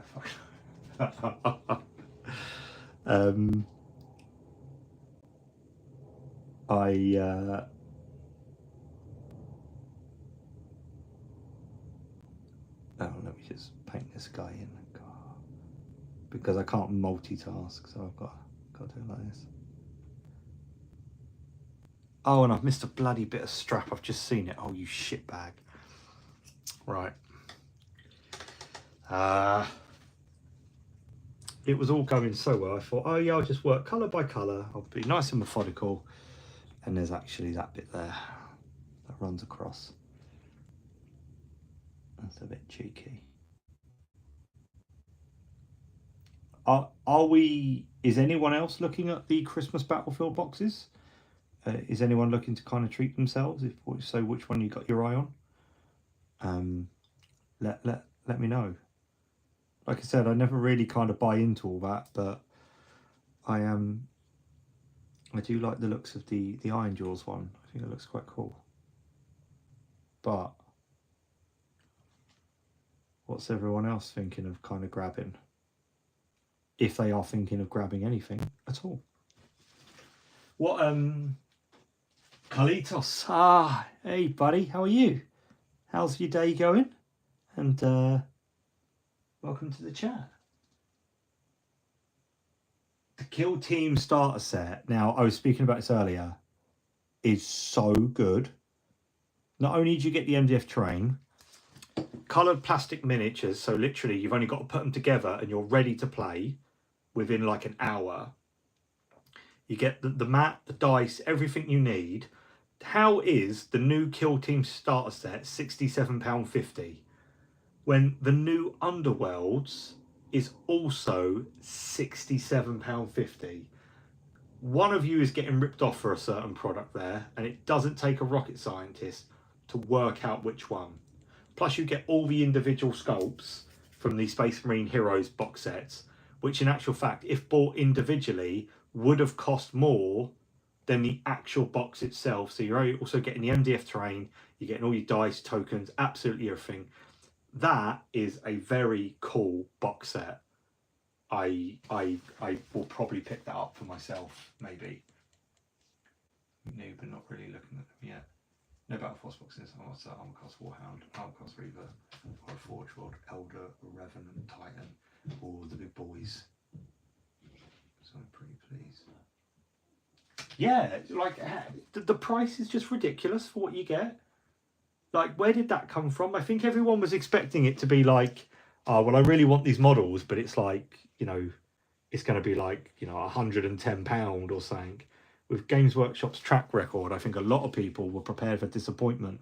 So I'm very happy that they've, considering that I bought the set in 2003, that came out in 2002, I believe, the Octaris, not Octaris, but the Kill Team starter set with the Krieg Commandos, and you just got the little rubble and barricades. That was £65 2 years ago, because I've got a video off my channel saying, does it hold up in 2023, a year later? So it had already come out in 2022. I think the Kill Team starter set is really good. I would actually say that Kill Team is rapidly becoming, you know, one of Games Workshop's biggest games. Like they support it really heavily, which is good. You know, you've got the brutal and cunning stuff coming with the halflings and the orcs. I like the orcs, although I don't think I like them as much as I like the commandos.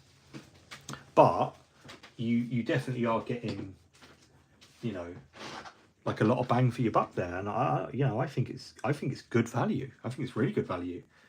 22 Dark Angels for Space Marine side. I think I'm either going to do Dark Angels or I might do Raptors as a little one-off, like a little palette cleanser, but not straying so far from green. I've subscribed to Combat Patrol magazine on Keywords. I'm into and sell the rest. Again, Combat Patrol, really, really good way. Is definitely a really good way of just bolstering up, and you're getting a good deal for the stuff. So in actual fact, you can probably make a bit of cash on that. And I don't mind. I know it sounds really weird. I think that's the right way of doing it, because it's not like you've bought stock up just to price hike. You're getting a good deal and you're just selling it, and you're probably going to make a profit anyway. I've been tempted a few times to subscribe to the magazine, but I hate having stuff kind of lying around that I'm not going to use. So I've always been in like two minds about it. However, I think I might start subscribing to it, just really for the Space Marine stuff, because I always use it. I'm always going to need it, so I think it's definitely.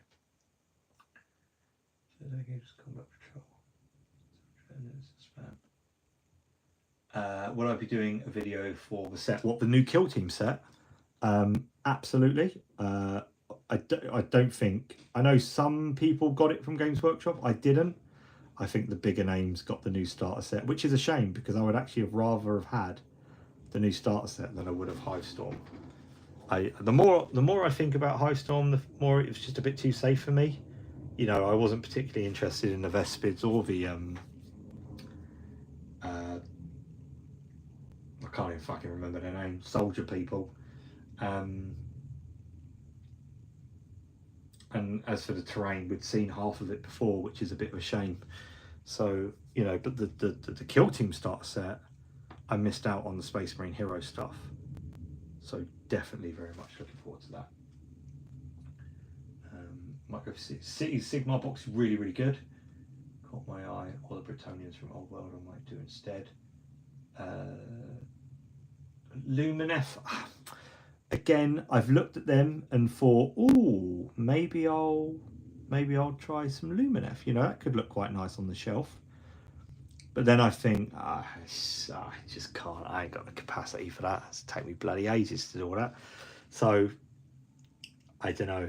I think Lumineth fall into that kind of, I like the idea of them, but I'm well aware of my choice. That's it. The Tempestus Aquilions, or whatever they're called. Again, I'm not a big Imperial Guard kind of fan, so I don't know. I would have, if they had just done Catachans, if they just popped like a Catachan, well, I think that would be amazing. But hey, we can't have everything. And it is a very good set, especially if you're new to Kill Team and it's your very first set. Then in actual fact, Hivestorm is a really, really good box set.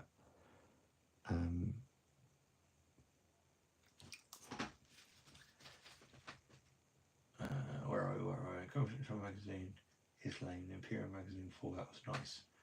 So I do struggle with which one's which.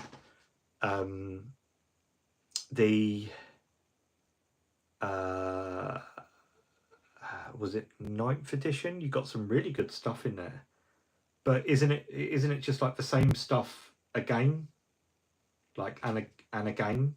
Like I'm sure there isn't too much. Like you still get your Dreadnought, you still get like a tank in there, like, or what they class as like a Premier kit or something. You get in there. I've seen. I'm not too sure. I haven't looked into it because I don't know. I just, you know, for every time that I sit there and think, oh, maybe I will, I probably know that I'm not going to anyway. So, I'm looking at all my angels. Tamia Lefford, Danish Tamia, what to war? Bloody hell, Alex! Quit the job. Was that under good circumstances? Was it I quit, or was it I fucking quit?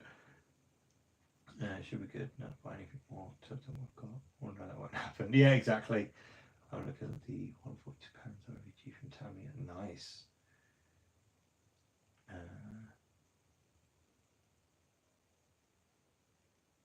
See, I think some of them with that magazine, some I like the looks of and I think it's really good value. Some I'm like, oh yeah, but I just don't want that stuff sitting in my house.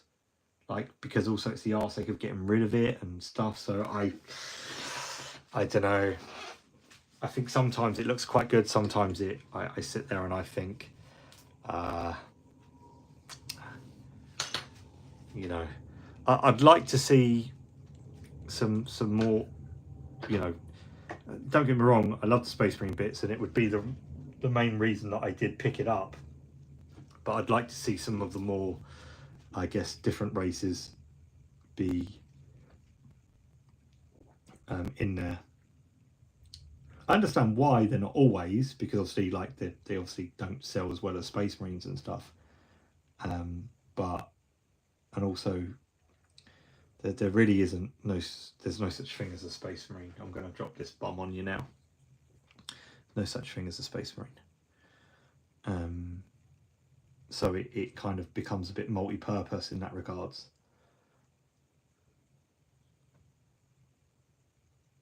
Let's just paint that in. Just gonna quickly tidy up with my brand new Caliban green. Ah, yay! I was so chuffed that I remembered to buy this because I keep bloody not getting it, and I need it.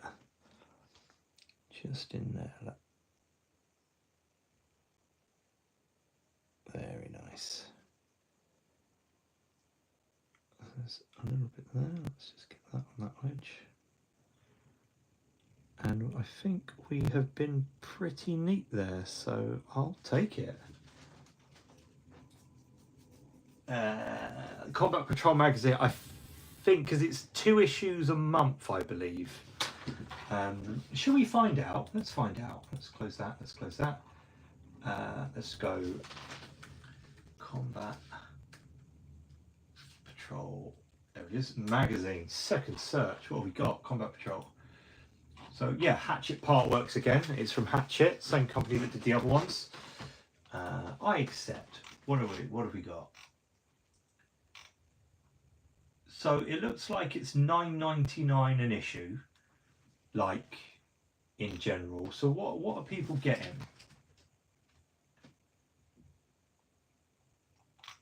So let's have a quick look. So let's scroll right down. So issue 1 was the Terminator Captain and the Tyranid Prime with wings. Obviously, all listed at $9.99, but we know that when they came out, that was only like £3. Then issue 2 was some. Are they lictors? I think they're lictors. I'm not too sure. Issue 3 was 5 Infernus Marines. Issue 4 was just 3 tubs of paint, which seems like a bit of a cop out. Issue 5 was the Infernus. You get 1 Infernus Marine, but it's a pose that they haven't done before, which to me just sounds a bit shit. Issue 6 was the little Tyranid dudes. They look like termagants with like things on their heads. I don't know Tyranids. Issue 7 looked like not termagants, hormagaunts, the ones with the claws. But then issue 8 also looks like that. So I'm assuming it was a sprue each with each magazine to make the full kit. I'm assuming. Issue 9 was gold and black paint, bit crap, especially for a tenner, because you're actually not getting a deal there. It's costing you more in magazine than it would be to buy that paint separately. Issue 10 was a brush and a librarian. Yes, pretty good. Issue 11 again was just 2 paints. That's a bit crap. Issue 12 and 13 again is a Terminator squad, so I'm assuming you get half and half. Issue 14 looks like Screamer Pink and Rackar Flesh, and that's all they've done. Each magazine is listed at $9.99, so that's probably like $15 if you're across the pond there.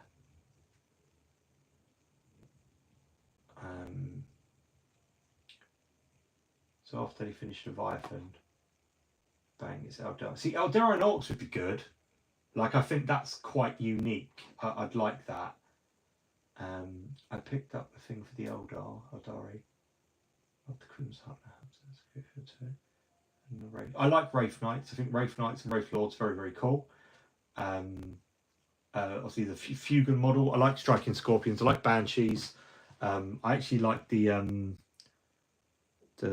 what they called Steers guys with the big hat. They're pretty cool looking as well. I do hope they release it in the US, because it's, you know, I always think like the US, if not, you know, our friends out in Australia get the shittest short straw of it all. They really do. Barber Gaunts, that's it. They're the ones. I knew what I see. You all know what I mean when I trying to describe things. And cards 12. Okay, so it's about $12. So, I mean, even if you're not going to use it, you probably, unless you get the ones with paint, and I think that's probably where they make their money, because for every couple of issues you then get one with just a couple of tubs of paint. So in actual fact, they're not giving you as much product for your money. So that's probably where they make their money. Feels like you get the new starter edition, some paints at the moment for the Mag. Yeah, I don't know. Maybe it's because I got tons of paint. I kind of like white on beige is me. Chaplin on Bite. Chaplin on Bite would be a good one. I don't know. Maybe I'll start to look into it. I think it could be a good thing. I just don't have anywhere local that sells the magazine, so I always miss out on them, which is, you know, quite gutting. So that's a bit of a shame. Still, right, let's stick a wash over these. Hang on a minute, I've missed a bit. Let's do his little silver skull just here.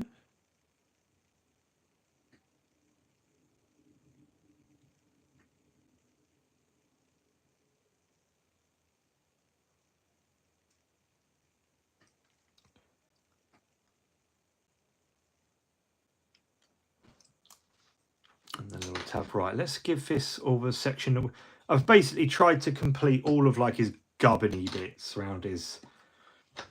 In actual fact, we're not done just yet. Don't you think we're done just yet?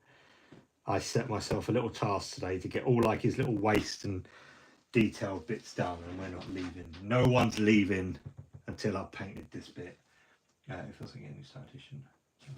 So yeah, I think, you know, with the Chaplin on Bike, sorry, just I do want to talk about him. I really like Chaplin on Bike, but I think I've not bought him yet because I don't think I'll pick him up until I'm ready to really commit to like the Ravenwing side of stuff, because I think that would be a good addition and a good place to start, especially with like what, you know, we've got available upgrade kit wise for Dark Angels. There's like a lot you could do with that kit. So I think I'm definitely gonna, like, I'll pick him up, but I'll pick him up when I'm kind of ready to kind of indulge my Ravenwing side of things, if that makes sense. Like it makes sense to me anyway. But that's what I'm holding off for, because I've really wanted him for quite a while actually. I like a Chaplin, obviously being Dark Angels. I like a Chaplin. Asmodai I will pick up. I might. Funny enough, my wife said to me the other day, she went, "Are we getting Christmas presents this year?" Now I always say to her, "Don't give me Christmas presents," but I will always buy her a Christmas present because, you know, fuck it, it's my wife. So I was kind of like, and I was like, well, I don't really need anything. I said, so, you know. And one thing I do like, and I am a fan of, is I do like a nice smelly for my birthday. I really like Mont Blanc Explorer. So I was kind of like, you know, I really like this. And she got me this lovely big tub of Mont Blanc. I believe it's an Eau de Toilette, actually. Which was really, really kind of her. And I was absolutely furious that she spent so much money on me. But she said to me the other day, she was like, "Are we gonna?" And I was like, "Well," I said, "Look, you know, let's not beat around the bush." I said, "Even if you say you don't want anything, I'm gonna get you something, because that's, you know, that's the way it works." And she went, "Why don't we just agree to get, you know, each other like one present or a couple of little small bits?" And I was like, already like my brain's thinking, dank hold Troggoth. And I was like, yeah, okay. Now she knows that at Christmas I like to grab, you know, some models because, you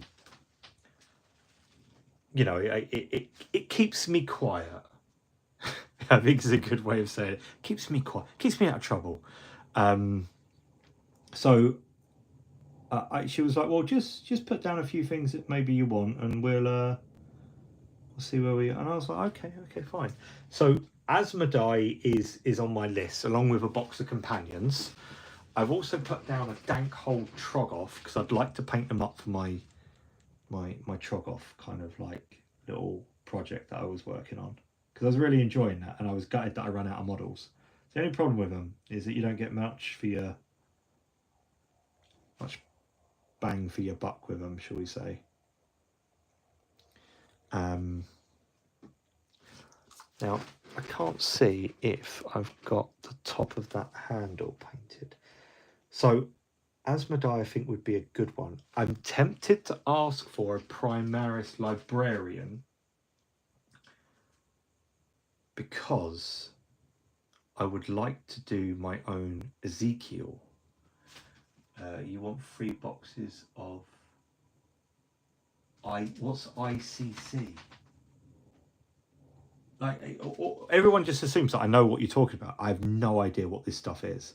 Like, I am just a weird little hermit man that has like no. I always say painting Warhammer isn't even Inner Circle Companions. That's it. Yeah. Okay. Oh right. Okay. Inner Circle Companions makes sense now. Look, yeah. I ain't down with you kids. I can't keep this up. I'm definitely going to get a box. Of course, you should have just Alex, what are you doing? I'm just going to buy something and be like, that's from Alex. He says this is love. Like, just what are you doing? Like, don't, honestly, it's fine. Stop it. Absolute madman. Like, don't, honestly. The problem is, if I buy her like something really, really nice, she's going to know that I really like her. So, best stop doing all that. So, it is his tradition, absolutely. Like, but I wish it wasn't. Like, you don't have to. Like, what are you doing? But thank you so much. I will. I tend to try and kind of put. I move when YouTube pays me. I move it into like a little account that I actually can't. I don't have a card for, and then when I want to buy something, I pay for it and then I transfer the money back to myself. So I try and leave money sitting there to pay for hobby bits. Like, I know it's not much, Alex, but the other day I was in town with my daughter and I was like, I need Caliban green. So, you know, with the money you donated to the channel and stuff like that, this I didn't pay for this out of my pocket, and it was like, that's bloody good. Because in all honesty, like, so the way YouTube payouts work when you're a partner, it's you need to get 1,000 subs, 4,000 watched hours, and have like this 2-factor authentication thing type on, blah blah blah. And then you start kind of accruing stuff when you put ads on your channels. Obviously, ads are only good if people watch them. Like me myself, I click off ads as I'm like that, fucking 5 seconds. So skip. You know, we all do it. So it's Atomic Mirth, right? So this is what I'm going to chat about. So when you start accruing, like, people watch your things, it's not views. Views don't matter. Absolutely not. You see a video where it's like an hour long and it's got 10,000 views, you go, that's good. But if then 10,000 people have only watched 2 seconds of that video, you're not going to earn any money. But if you had, I don't know, 10 people that watched it for the full hour, you get 10 hours worth of watch time. It's going to make a hell of a lot of difference. So what I'm going to do, bear with me 2 seconds. Like, I don't care about stuff like this. When you become a YouTube partner, you have to sign up to something called Google AdSense, because Google are the ones that provide the ads for your channel. And what happens is, and I'm just going to pull up my analytics now and stuff like that. Go to manage videos.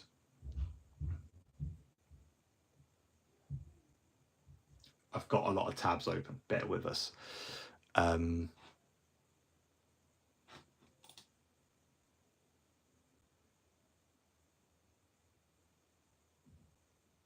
Let's just go to analytics. Come on, load. Let's get rid of that. Let's get rid of that.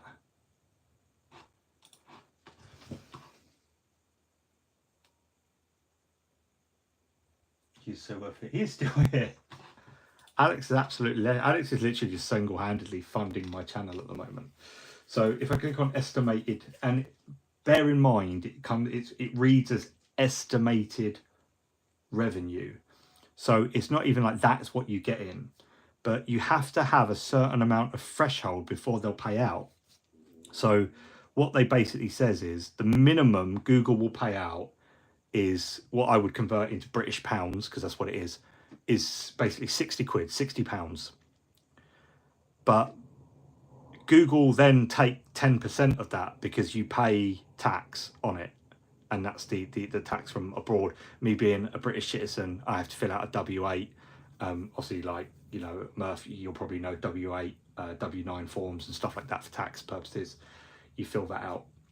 So, and every day what happens is, when all your videos are watched, it's accrued, you know, for that month. It runs from the 12th to the 12th, but they pay out on the like 21st, 22nd, 23rd of every month. So to give you some idea of where we are, Sunday, November the 10th, my channel accrued £1.89 of estimated revenue. So for that day, that's like, you know, I didn't post anything, and because of my knee, I haven't been sitting down as much and doing stuff. I've been doing more lives because it's just easier. But like Saturday, I earned £1.68. Prior to that, £1.65. Prior to that, £1.60. So you go, oh, well, there's £6, but not, because you actually already lose 10% of that. So you've earned £5.40 from having a channel with, you know, 7,202 subscribers I've got. I can see my count right there. I never really look at it. I should pay more attention to it. So on average, my channel earns about £1.60 a day on average. And if you said that's over 30 days, which is the time it takes for a crew. So if you said that'd be 1632, £48. So I don't meet the threshold every month. But then even if I did, Google is still going to take 10% away of that. So you need to minus basically £4.80, so a fiver for argument's sake. So £43. So it actually makes 2 months, because I need to earn over £60 in revenue for them to then pay it out. So I end up having to wait 2 months for a payout. Although it looks good because it goes, oh, you've estimated revenue is about £80, but that's for 2 months worth of accrued revenue, and then I don't get £80, I'll earn 72. So, you know, they get every kind of, you know, point, which is a bit, you know, it's frustrating because, you know, that extra tenner would, like, you know, be a big help. So yeah, it is. You know, don't get me wrong, I've got a little income coming in from YouTube, which is great. Like, I've just my payout, this one is which is the 12th today, where it ends. I get paid on either the 21st, 22nd, 3rd, 4th, then either the 25th or 26th, because they won't ever pay you on a weekend, or I've never been paid on a weekend. And I'll get about £90, but that's because I didn't have enough. I didn't hit that £60 last month. It goes on afterwards. So like when like Alex donates, what it does, it then goes on to like that type of threshold, but I still need to earn over £60 for them to pay out on things like Super Chat. So it's a bit frustrating how it works. I'm not sure if it all goes in together. I don't notice it, but then because my watch time has been quite low lately, because I haven't been putting so much effort into videos and stuff like that because of my knee, and it's like finding time to sit down and edit. I'm basically doing like a video every 2 weeks at the moment. It's, yeah, definitely no, it's not a major source of income, but you know, it just ticks over, doesn't it? Like, if I stop doing YouTube tomorrow, chances are I'd still earn about £1.50 a day. So every couple of months I'd get, I don't know, maybe £70 paid out from Google, which is, you know, that's all right. You know, that's good. That's, you know, I mean, I'd like to say it's a week's worth of shopping, but anyone in the UK knows it ain't a week's worth of shopping. So, but that's that's how it works, and that's where we are with, you know, YouTube and stuff like that. I think I can see why people kind of do commit to YouTube. They give up their job and stuff like that. Obviously, I could not give up. You know, I work 2 jobs. I couldn't give up my jobs because YouTube doesn't cover enough of them to make it viable.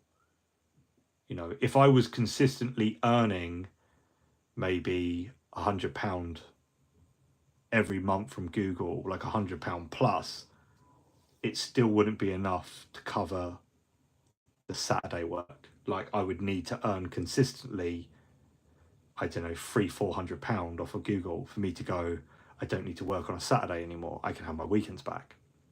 So that's just one of those kind of, you know, things where we are.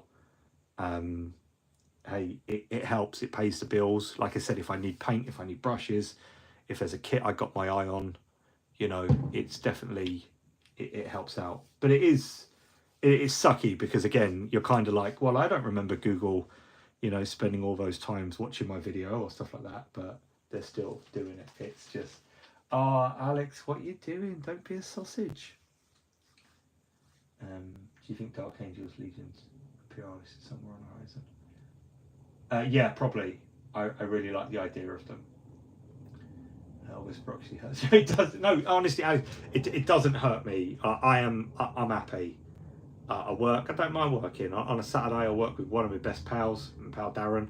Do a bit of labouring. We have a laugh. You know, it's fine. You know, it's just up and downstairs a lot as a carpenter. My work is incredibly good. It is really, really well received because this stuff's just going to go in the pot that, you know, later on when I go, you know, actually I want to kit bash Aziki or something, I can put it up on the channel. I can pay for the bits. One thing I will always say, bits on eBay are not cheap. And I always thought they were like a really good deal. I'd sit there and be like, oh, I want that banner, it's only £4. But then when you pay like a little bit of postage on that, and all of a sudden you're like, actually, that's quite expensive. Obviously, there is an argument for 3D printing. I don't have a 3D printer, and I do think sometimes 3D printing, like the stuff Josh sends me, is immaculate, but not everyone's prints are exactly the same. So, you know, there's an argument to be said there for it, and I still don't think 3D printing is quite brittle. I definitely think it will be, but, you know, it's definitely, you know. But Alex, honestly, that's more than enough. Please stop it. It's too kind, and you know, at the moment, I don't do I need anything? I don't think I really need anything. So don't, honestly. But thank you so much. Like, very, very valued to do this. But yeah, don't, absolutely not. When I'm world famous and I tour the world, we'll pop in and I'll buy you a beer. How about that? Let's do that instead. Don't keep donating. Honestly, please don't. It's fine. It's more than enough. So yeah. Okay. So this guy, let's stick a wash on him and let's be done. I did say to myself about 9 o'clock I would give it a shot, otherwise it's usually not worth it. I let give it a train through. Yeah, see, that's my problem with it. On eBay, I found, like, if I wanted to paint like a one-off model, like I don't know, I wanted like an Orc Beast Boy or something, or I don't know, like a singular Troggoth, it was good value. But it's when you start going, oh, I just need like a particular arm or something, that's when it became quite costly, and you're like, oh, bloody hell, like, hang on a minute, for a formal, you know, £3-4 I could buy the whole singular figure, and you end up with like loads of stuff you're either not going to use, and it just becomes a bit like, I don't know. Again, don't mention fine cost, you know, it's I think we all kind of feel that sometimes. Don't get me wrong, I think 3D printing's come a long way, and like stuff that is maybe slightly bigger in scale, like, you know, that Dandadan girl that I've got here, it works really, really well. But if it's not in scale or it's too small, you know, you end up with the print lines. It can be a little bit rough, like if you're removing it from the supports, it can look a little bit dodgy. And I don't know, I know a lot of people swear by printing, and don't get me wrong, it's a good tool to have. Do you know what? I actually haven't said that word, Murph, at all today. Like I wouldn't say it without you around, because I need you to keep count. I do think 3D printing is something that is, again, a hobby within a hobby, and I think it's still got a long way to go. I know people are like, oh, Games Workshop should be really, really worried about this. You know, that you hear it all the time, but in all honesty, I don't think they have. I think a lot of it is, you know, there's only really 2 people that print stuff for me. 3 really, like Ems on Darkened Wings does stuff for me here and there. Josh is my go-to guy.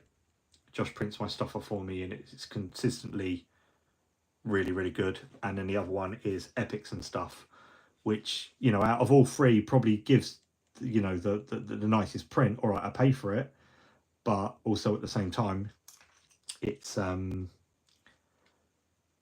worth it. I think, you know, there's no print lines, it's incredibly smooth, you know, and they just do some really cool odd little figures, which is great. The only problem with them is they're all one piece, like they don't really come sub-assembled, so if you painting them sometimes can be a little bit difficult, which is, it puts me off getting some of them sometimes.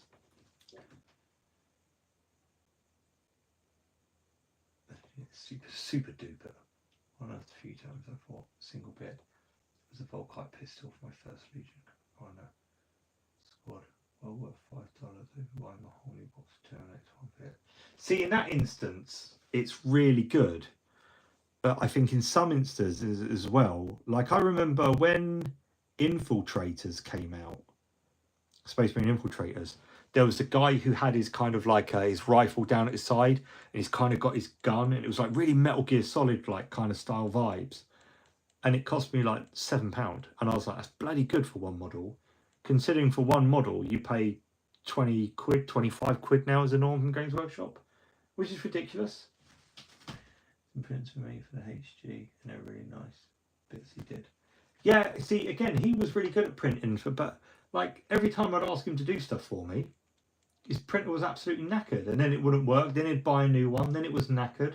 Like there's so much maintenance that goes with them.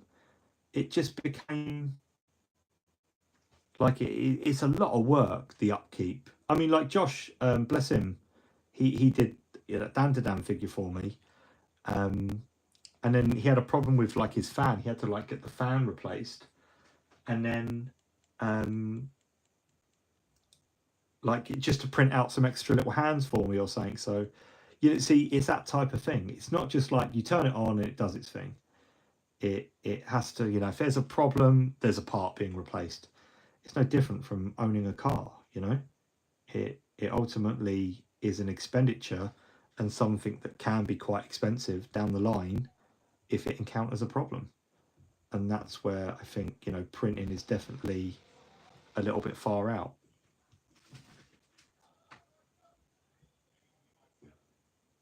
That's exactly it. You got to keep it running, but also you got to have the knowledge on how to fix these things.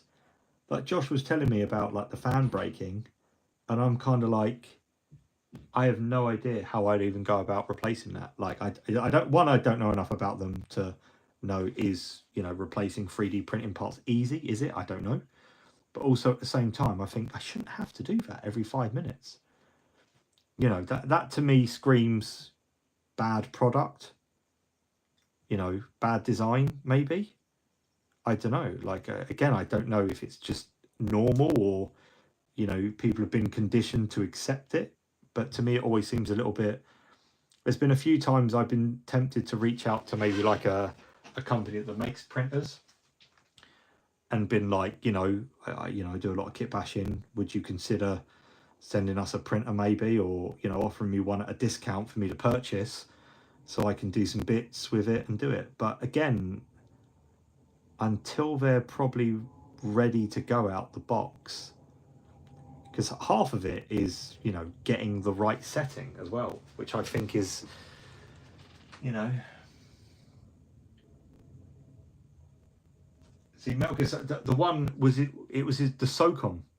The SOCOM on the original PS1 had probably the most. It sounded like it just hurt. It was just bang bang. The sound effects for that absolutely amazing. As we all know, though, Twin Snakes is where it's at. I'm only joking, but I quite like Twin Snakes. It was good. I think I've still got my copy on my GameCube, but still sitting behind my TV to this day. I love Metal Gear Solid. I think Metal Gear Solid was so good. I mean, I still do. I think it was great. I enjoyed the Phantom Pain. Although I never finished it, I had a lot of fun with it. It was too long. It was too big. Way, that's what she said. It was just, it was just consistently enjoyable. Especially, I really like the Photon recovery system. Delta, it looks wicked. Like, how good is that? And did you see the other day they finally revealed the voice actress for Eva, and it's the same girl that was the voice of Ariel from My Little Mermaid. It is absolutely amazing. I'm sitting there with the wife going, "Hey, look, she kind of affected both of our childhoods." It's like, but Snake Eater's so good. Yeah, I can't wait. I'm not. I don't want them to touch anything. I want Snake Eater. I want my really, really long ladder, and do you know what? I'm probably going to take a day off work for it. I think it's probably a day one buy, maybe. We'll see. But I'm definitely, super stoked for it. I hope it's not like a ridiculous price. I hope that like Konami isn't like, because I really wanted to get the Silent Hill 2 remake as well, but like it's 60 quid, and I just like, with Christmas looming. Again, I sit there like, and I'm just like, it can wait. It'll go down in price. Oh, wait, I'll just get it later. That's fine.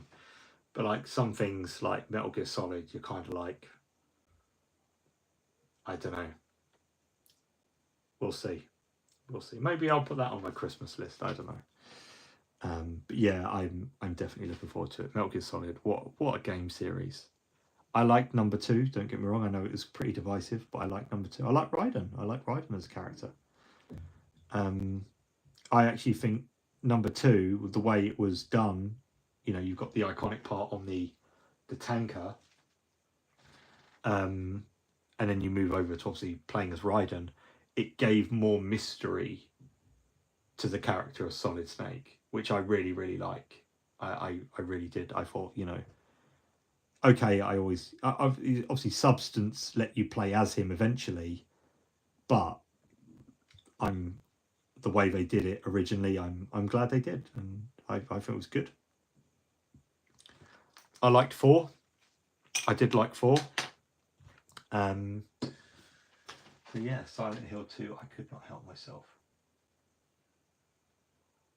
But Alex, honestly, that's what it was. The actress that did the voice for Ariel from My Little Mermaid, the Disney movie, did the voice of Eva from Metal Gear Solid 3. True fact. And I never knew that, and they've only just revealed it, which I think is pretty cool.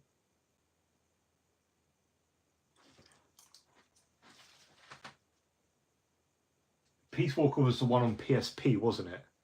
Because they did, was it TAC Ops? And then they did Peace Walker, or Spec Ops it was called. Metal Gear Solid Spec Ops. Because I don't know whether you remember, funny enough, I still play on my PSP. I have a jailbroken PSP, and I've got some PlayStation 1 games up. I'll put them on there, I'll rip them, and off they go.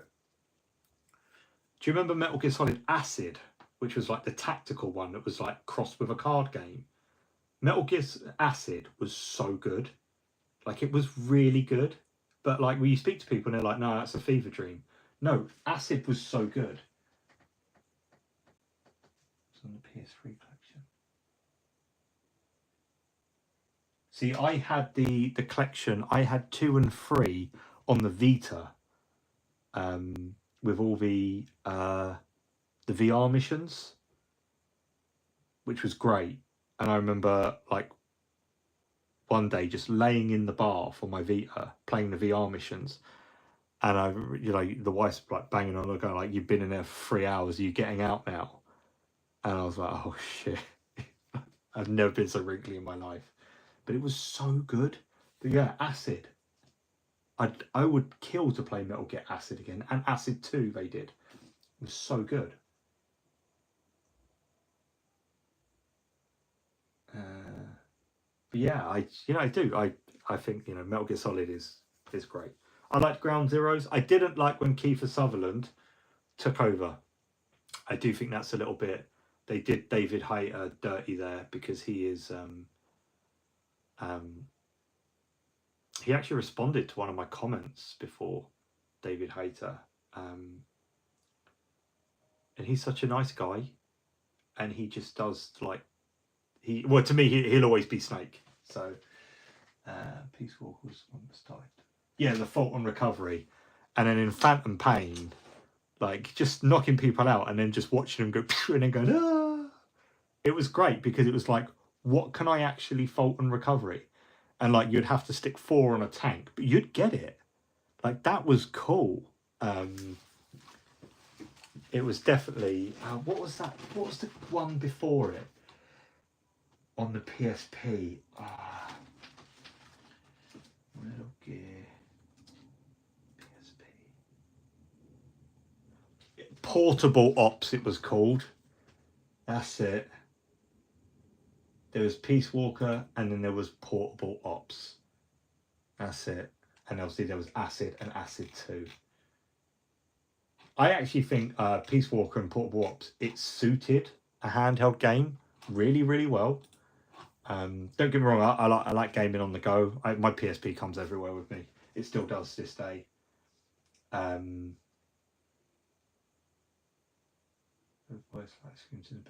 Yeah, see, I was talking about the I was gonna say, Alex, when you said about that, I'm talking about the Disney version, not the actual version of the My Little Mermaid. So yeah, that's it's Metal Gear. I kind of want to go and play Metal Gear now. Like, it's just, I really want to play Metal Gear. We'll see. But look, what I am going to do, I think it's now 20 past. We're going to 2.5 hours. I think I am going to leave it there. It might not look like I've done much, but I actually have. All the belts kind of touched in and stuff like that. When I say I'm an incredibly slow painter, people don't believe me. I'm even slower because I yabber on and stuff like that. But there it is. I might actually highlight these bits when I've got time, and then I will I'll kind of finish them off, so next time we can kind of start on like the other bits. Once we move to the did we give this guy a fancy backpack, didn't we? I'm sure we did. Or no, we kept the iron halo, didn't we? So we can do like the backpack and stuff, and then we can do the shield arm. Once the shield arm's on, this guy's really going to come to life. And again, I'm reluctant to spend a lot of time with this because obviously you're not going to see a lot of it, because the shield arm is going to be in the way like that. But we'll see. If not, I might paint a few extra bits actually. Otherwise, this guy's going to take us months to do, And there's other stuff that I think we could be doing together. Bonding. It's going to be shielded. Yep. He's got the shield of this guy. He is the first of the Lion's Guard. He's got the cool Dark Angel shield. So he's also got like cool hooded helmet. He's got sculpted shoulder pad and stuff like that. So, and then obviously on his base, it looked cool. Trust me, I know what I'm doing. It's this guy we want to get to. We want to get to the cool Ravenwing guy with the cool Ravenwing shield, because that's pretty cool. But yes, so look, I think I am going to leave it there. Yeah, they are, and that's why I kind of didn't want to spend too much time on them. I'll finish them off. Don't get me wrong, I will still kind of, I'll paint in some highlights and stuff like that. you know, I'll finish it off that way. But I probably won't spend too much time. Like a lot of it, like on his scabbard here, you're not going to see. But if you turn the model that way, you are. So I will do some small touch-ups and stuff like that. But yes, I think I am going to call it there, as I do need to go and walk that little dog, bless him. I will endeavour to try and do Sunday this week. If not, it will be a Tuesday. I'll see about Sunday, because obviously Friday I am having the brace fitted across my knee for this fracture that's been causing me no end of fucking jip this year. Thank you. I always say it's a privilege that you've chosen to spend your evening. Let me spend my evening with you guys. Thank you so much, Alex. Thank you again for the really, really kind donations. Absolute star. I'll need to kind of put them together to a project and think of something big. Maybe I'll make an Alex in your honour. I think that's probably the way to go. You're an absolute diamond. Everyone else that's popped into the chat, yeah, it's been good. I like it. It's been. I got to admit, I think I feel a little bit fluey today. I'm not too sure. Do I sound hoarse? I don't know. But yeah, I've got a little bit of editing to do this week, which I'll do over the next couple of days, and there will be a video out for Momo from Dandadan.